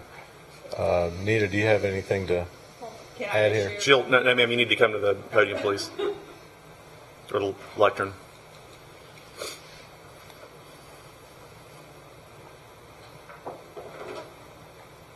I'm Nita Brooks, Interim Vice Provost for Academic Programs at MTSU and also a Professor of Information Systems and Analytics.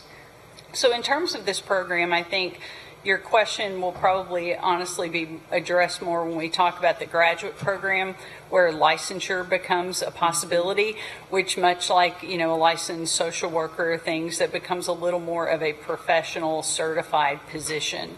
These positions would be more in line with, working in any kind of program that provides services to families and to children, whether that be, again, private or public.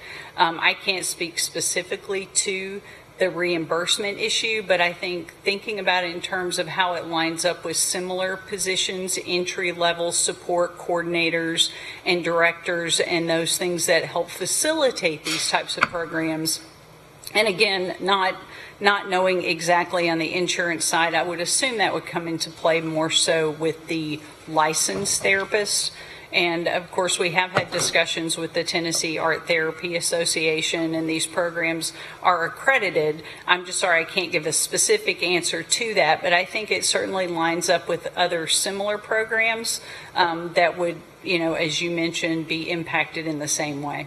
Yeah, the reason why I ask it at the bachelor's level is before you get to the master's, you should know what your pathway is. That's right. That's why I was asking it for this specific level before someone commits to a bachelor's degree. They need to know what those steps and processes are. And I'm a big fan of the program. I think it's a great thing, but I just want to make sure that you all are thinking through before someone goes down this pathway, that they know what that pathway is and how they're going to be paid. That's right, and that's a great point. And I know we have faculty, in this area who are the experts in looking at that, making sure our students have a path to that to the workforce, which is one of the most important things for us, and helping our community in the different ways that have already been addressed.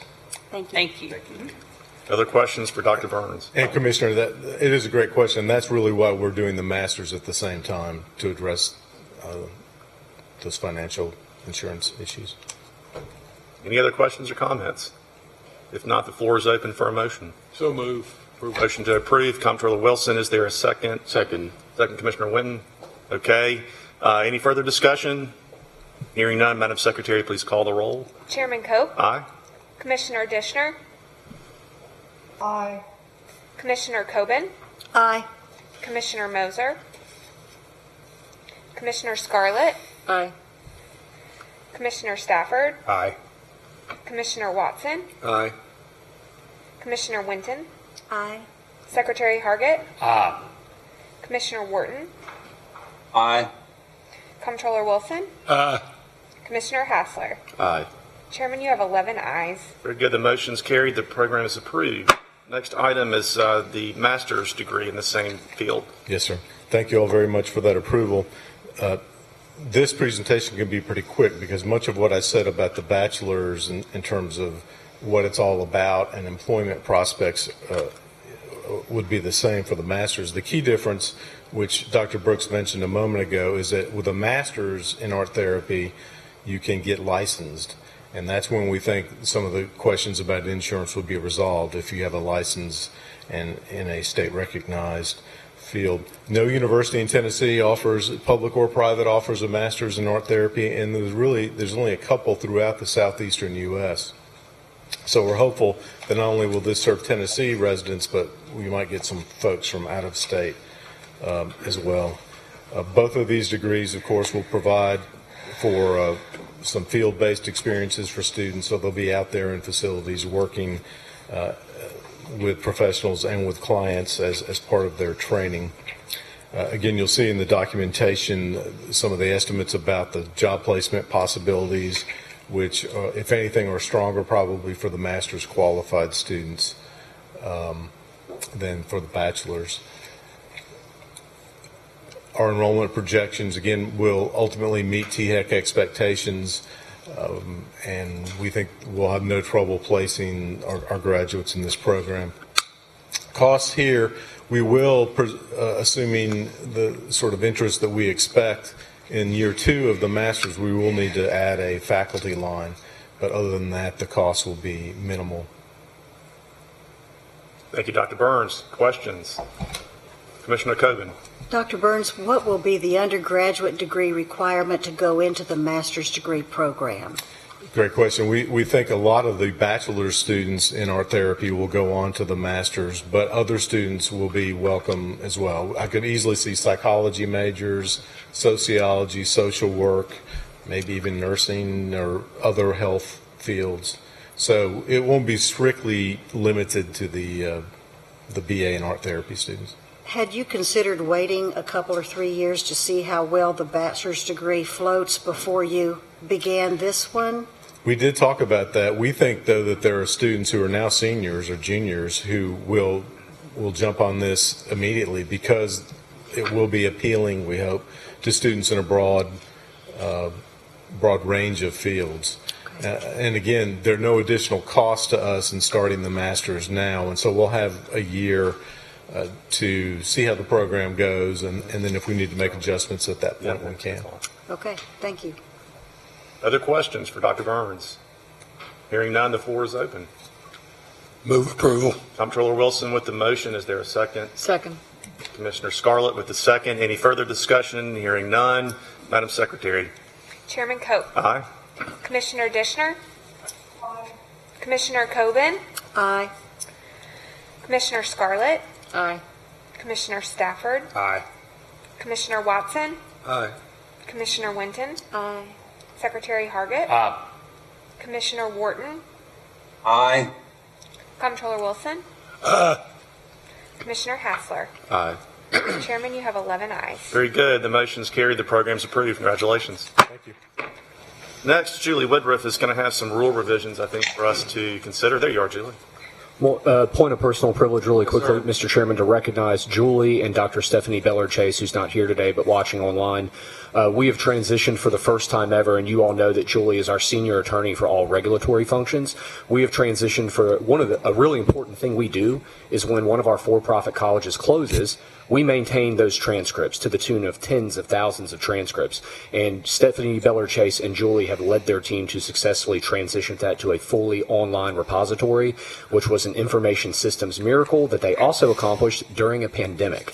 And so we are fully online for that, and I just wanted to recognize the whole DPSA division for that. So thank you very much to Dr. Beller-Chase at home and to Julie. Great. Thanks. Thank you very much. Yes, it was truly a team effort. And good morning. I think, still good morning to you all. Chairman Cope, Executive Director Krause, and Commission members.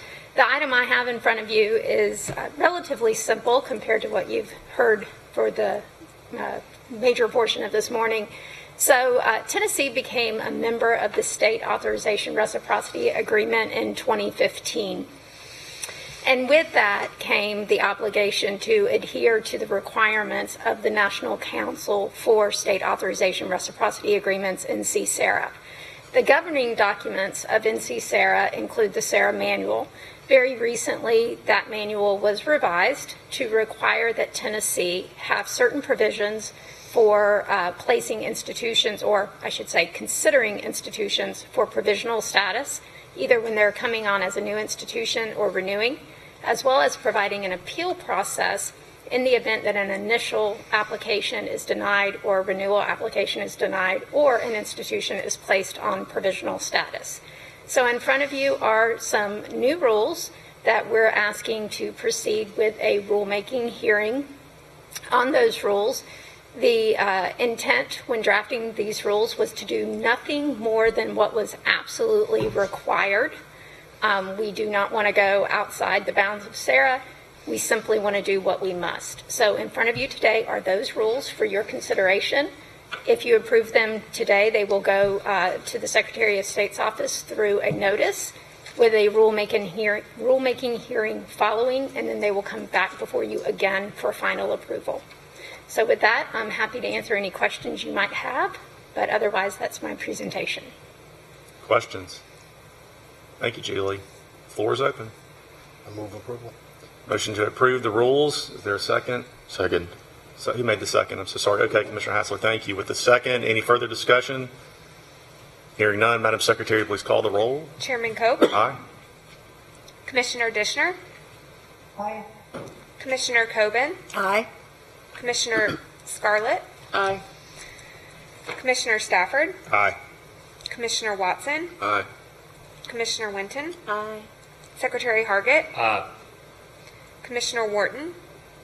Aye. Comptroller Wilson? Aye. Commissioner Hassler? Aye. Chairman, you have 11 ayes. Thank you. The motion is carried. Thank you. Thank you. Now we come back to item 3 on the agenda, which was moved to the appeal. We do have other business, obviously, after this, but we will reconsider or now consider again item number 3. And I don't know, Mike, if you want to lead off that conversation, and the staff is going to work on. Yes, sir. What we have done during this very brief kind of recess around this agenda item is run an analysis of what 0 to 2% going with that motion, how that affects institutions versus 0 to 3, and had asked both Commissioner Stafford and Chairman Cope if that felt like the right data to bring back. Stephen and Crystal have done that analysis. So the numbers you're about to see are based on the new motion that is before you made by Commissioner Stafford to amend the tuition range down to 0 to 2. It reflects the loss of that 1% per institution. Dr. Gentile? Thank you, Chairman Cope, members of the Commission, Director Krause. In total, that 1% reduction in tuition equates to an overall reduction of about $15 million, 1-5. For our community colleges overall, it's ballpark $3 million. For LGIs, it's 6.8. For UT, it's $5 million. And for TCATs, it's just under $400,000. And that is based on the proposed operating budgets we brought you back in July of this year, July 1 of this year for the 2021 academic year. So those are estimates, but that's our, in total, $15 million. Thank you, Dr. Gentile. And what was that? Yes, ma'am. Sorry. What was the comparison for the same number breakdown you had for the 3%? You had 20 million, but what was that broken down by community So colleges? essentially that $15 million is equal to a 1% tuition increase. So on a 3% range, that's $45 million. Got it. On a Thank 2% you. range, that goes down $15 million to $30 million. Thank you. Yes, so recall, we have a motion on the floor that's been properly seconded for a 0 to 2% tuition range, so the conversation is on that motion. Comptroller Wilson. I'd like to make a motion, an amendment that it be 0 for the TCATs and 0 to 2 for the others. Okay, there's a motion to amend on the floor. Is there a second? I think we need staff would need to review the statute. I believe it requires us to issue one binding range, Mr. Comptroller. That is that motion. Let us withdrawn. Okay, the motion is withdrawn. Did you have more comments? Negative. We're going to pull the code real quick. Yeah. Okay. I'm sure there'll be other discussion, and we'll verify that, Mr. Comptroller. Okay. So we're back to the motion that was previously pending on the floor. It's been seconded, and conversations about that motion. Mr. Chairman? Yes, ma'am. Commissioner Dishner. Yes, thank you. All of that, with all due respect to what we're hearing about the fact that we want to keep the cost of education as low as we possibly can for our students, I absolutely believe that's true. I've also heard a lot of conversation today about the fact that we lead the nation in so many ways in higher education. And I've heard so much conversation today about how we trust our institutional leaders and believe that they are among the best in the nation. And what we're giving here is not a binding amount of 3%. We're simply giving the flexibility for an institution to consider what is best for them from 0 to 3%. And so I think that with all due respect, I think that it's a possibility that we could give those leaders at the institutions the opportunity to think about that. And I believe they're going to do the right thing. I don't think they're necessarily going to pick the 3% figure just because they have the chance to do that. I think it does give them the chance to assess where they can save, where they can make it as comfortable for their students as they possibly can. So again, it's not a binding amount of 3%. We're giving them the flexibility to think within their own institutions what is best for them, and trust that they're going to come in as low on that figure as they possibly can. Thank you, Commissioner Dishner. Thank you for the comment. Other comments? Commissioner Winton. Yes. And I'd just add on to that, I couldn't agree more. I think this commission has been incredibly clear over the past few years of how we feel about tuition increases and how we think that our education system should be the most affordable as possible for the students in the state of Tennessee. And to me, it seems like we are on the one hand saying, yes, we know that it's been hard for you. We know that you've gone through this global pandemic, and every other business has been allowed to have flexibility. Every other business is allowed to do all these other things. But you, our higher education system, we're not going to give you that same level of flexibility, that same level of grace that is needed. And I'm sorry that I missed the discussion earlier. I had to go to the bathroom, so I missed everything that happened. I came back and was like, what the hell? Anyway, here we are. I'm done. Those are great points. Those are great points. Thank you. Yes, sir, Mayor Wharton. Just very briefly, I could not concur more strongly with Commissioner Dishner. The legislature took us down this path when we created the LGIs, basically saying, look, let's take some of this decision-making power and get it down to the people on the ground. Our director pointed out one thing that we all have to keep in mind. There is no institution anywhere in this state. We are a state that borders on 7 other states. Particularly here in Southwest Tennessee, We've got Arkansas nipping at us on the west and Mississippi nipping at us on the south. Competition is going to take care of any recklessness in inflating our fees. So I just want to concur in the previous two remarks. Thank you, Mayor Wharton. Other comments, further discussion? Hearing none, I will ask Madam Secretary, please call the roll. And again, we're voting on the motion for the 0 to 2% tuition increase range made by Commissioner Stafford and properly seconded by Commissioner Scarlett. Commissioner Scarlett. Okay. Madam Secretary, please call the roll. Chairman Cope. No. Commissioner Dishner. No. Commissioner Coben. Yes. Commissioner Scarlett. Aye. Commissioner Stafford. Aye. Commissioner Watson. No. Commissioner Winton. No. Secretary Hargett. Aye. Commissioner Wharton. Aye, but not for the same reason as Commissioner Watson. Comptroller Wilson. Aye. Commissioner Hassler. Aye. Chairman, you have 7 ayes and 4 nays. Okay, very good. The motion is carried for the 0 to 2% tuition range. Okay. We are now, as far as I can tell, and someone correct me if I'm wrong, we're now under other business. And I actually, not to give staff a heart attack, but I've got a resolution. I don't know, Madam Secretary, if I could call on you to pass this out to the other commissioners.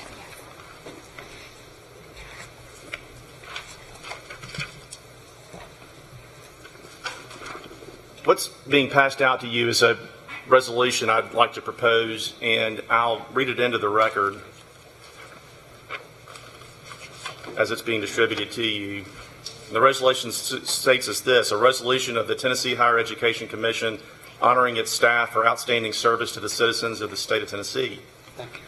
Whereas the State Higher Education Executive Officers Association Exceptional Agency Award is presented to member agencies whose innovative actions, policies, or practices advance student success in their state, which displayed exceptional governance practices, which overcame exceptional challenges, or displayed other meritorious attributes within the last year. And whereas, as a consequence of the hard work and dedication of its Executive Director, Mike Krause, and all of its employees, the Tennessee Higher Education Commission received the Exceptional Agency Award.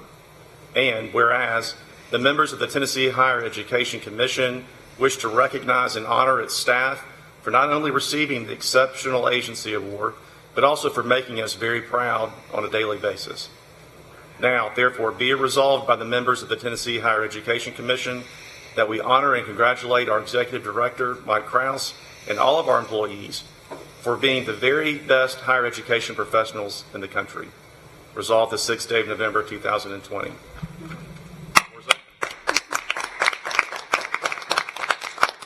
So the resolution's been offered and the floor is open for a motion to approve. So move. Okay, Second. motion Comptroller Wilson, second Commissioner Stafford. Any commentary? I know everybody probably wants to comment. Commissioner Coben. Could we have all the staff in the room stand up so we can really, really applaud for them? Sure. We are very proud.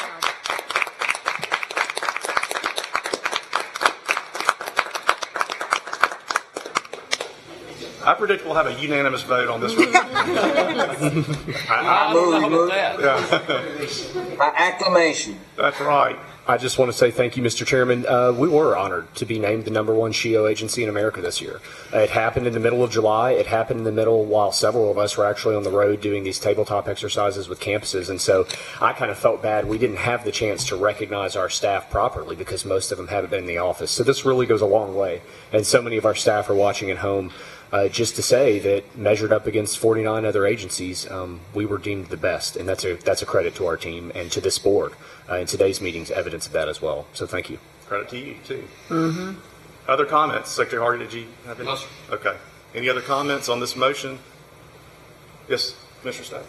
The only thing I'll add is, to me, it's just tremendously striking that the staff, and I should really use the term team of THEC, really comes not with the objective of being mediocre at what they do, but really striving to demonstrate superior talent and dedication to what they do for the benefit of the state and the people of our state. So I just thank you so much, team, for all that you do, everyone, on a daily basis. So thank you. Thank you, Commissioner Stafford. Nancy. Commissioner Dishner. Commissioner Dishner, did you have a comment? No, I just, but now that I have the opportunity, I wouldn't have taken it. But I will say one other thing that, in addition to what has already been said, and that is what a great pleasure it is to always personally interact with the members of THEC. And the fact that I've never called upon one of the staff members to give me information or assistance, that it's not readily available, and it is not handled with enthusiasm. I'm very thankful for that. Thank you very much. Great comment. All right. Yes, Commissioner Watson. I'd really like to thank the staff for its courtesy to me and answering lots of questions. They get back with good answers in a very short period of time. Crystal and her group were great a year or so ago of educating me about the formula, and I think that every one of us should be appreciative of how hard this staff works and how complicated, some of you know this far better than I do, how complicated education is. This is a hell of a staff, and they're really responsive, and it's just a privilege to work with them. So thank you. Totally agree. Thank you very much. Anybody else want to make a comment at all? Okay, hearing none, Madam Secretary, please call the roll. Chairman Cope? Aye. Commissioner Dishner? Aye. Commissioner Coben? Aye. Commissioner Scarlett? Aye. Commissioner Stafford? Aye. Commissioner Watson? Aye. Commissioner Winton? Aye. Secretary Hargett? Commissioner Wharton? Aye. Comptroller Wilson? Absolutely. Commissioner Hassler? Aye. Chairman, you have 11 ayes. Very good. The resolution is adopted. Last on the notes here, I just want to mention their next meeting dates. We have our dates already for the next calendar year. So we will meet again January the 28th. My understanding is that the plan is to meet in the Senate hearing room where we've met previously, but clearly that's subject to change. The spring meeting will be May the 20th. The summer meeting will be July the 22nd, and then the winter meeting will be November the 18th. We'll transmit these to the members as well, Mr. Chairman, via email. Thank you. Okay, that being all the business, I'll entertain a motion to adjourn the meeting. So moved. Motion for Comptroller Wilson, second. Second. All in favor signify by saying aye. Aye. Any opposed? Meeting is adjourned. We've got lunches.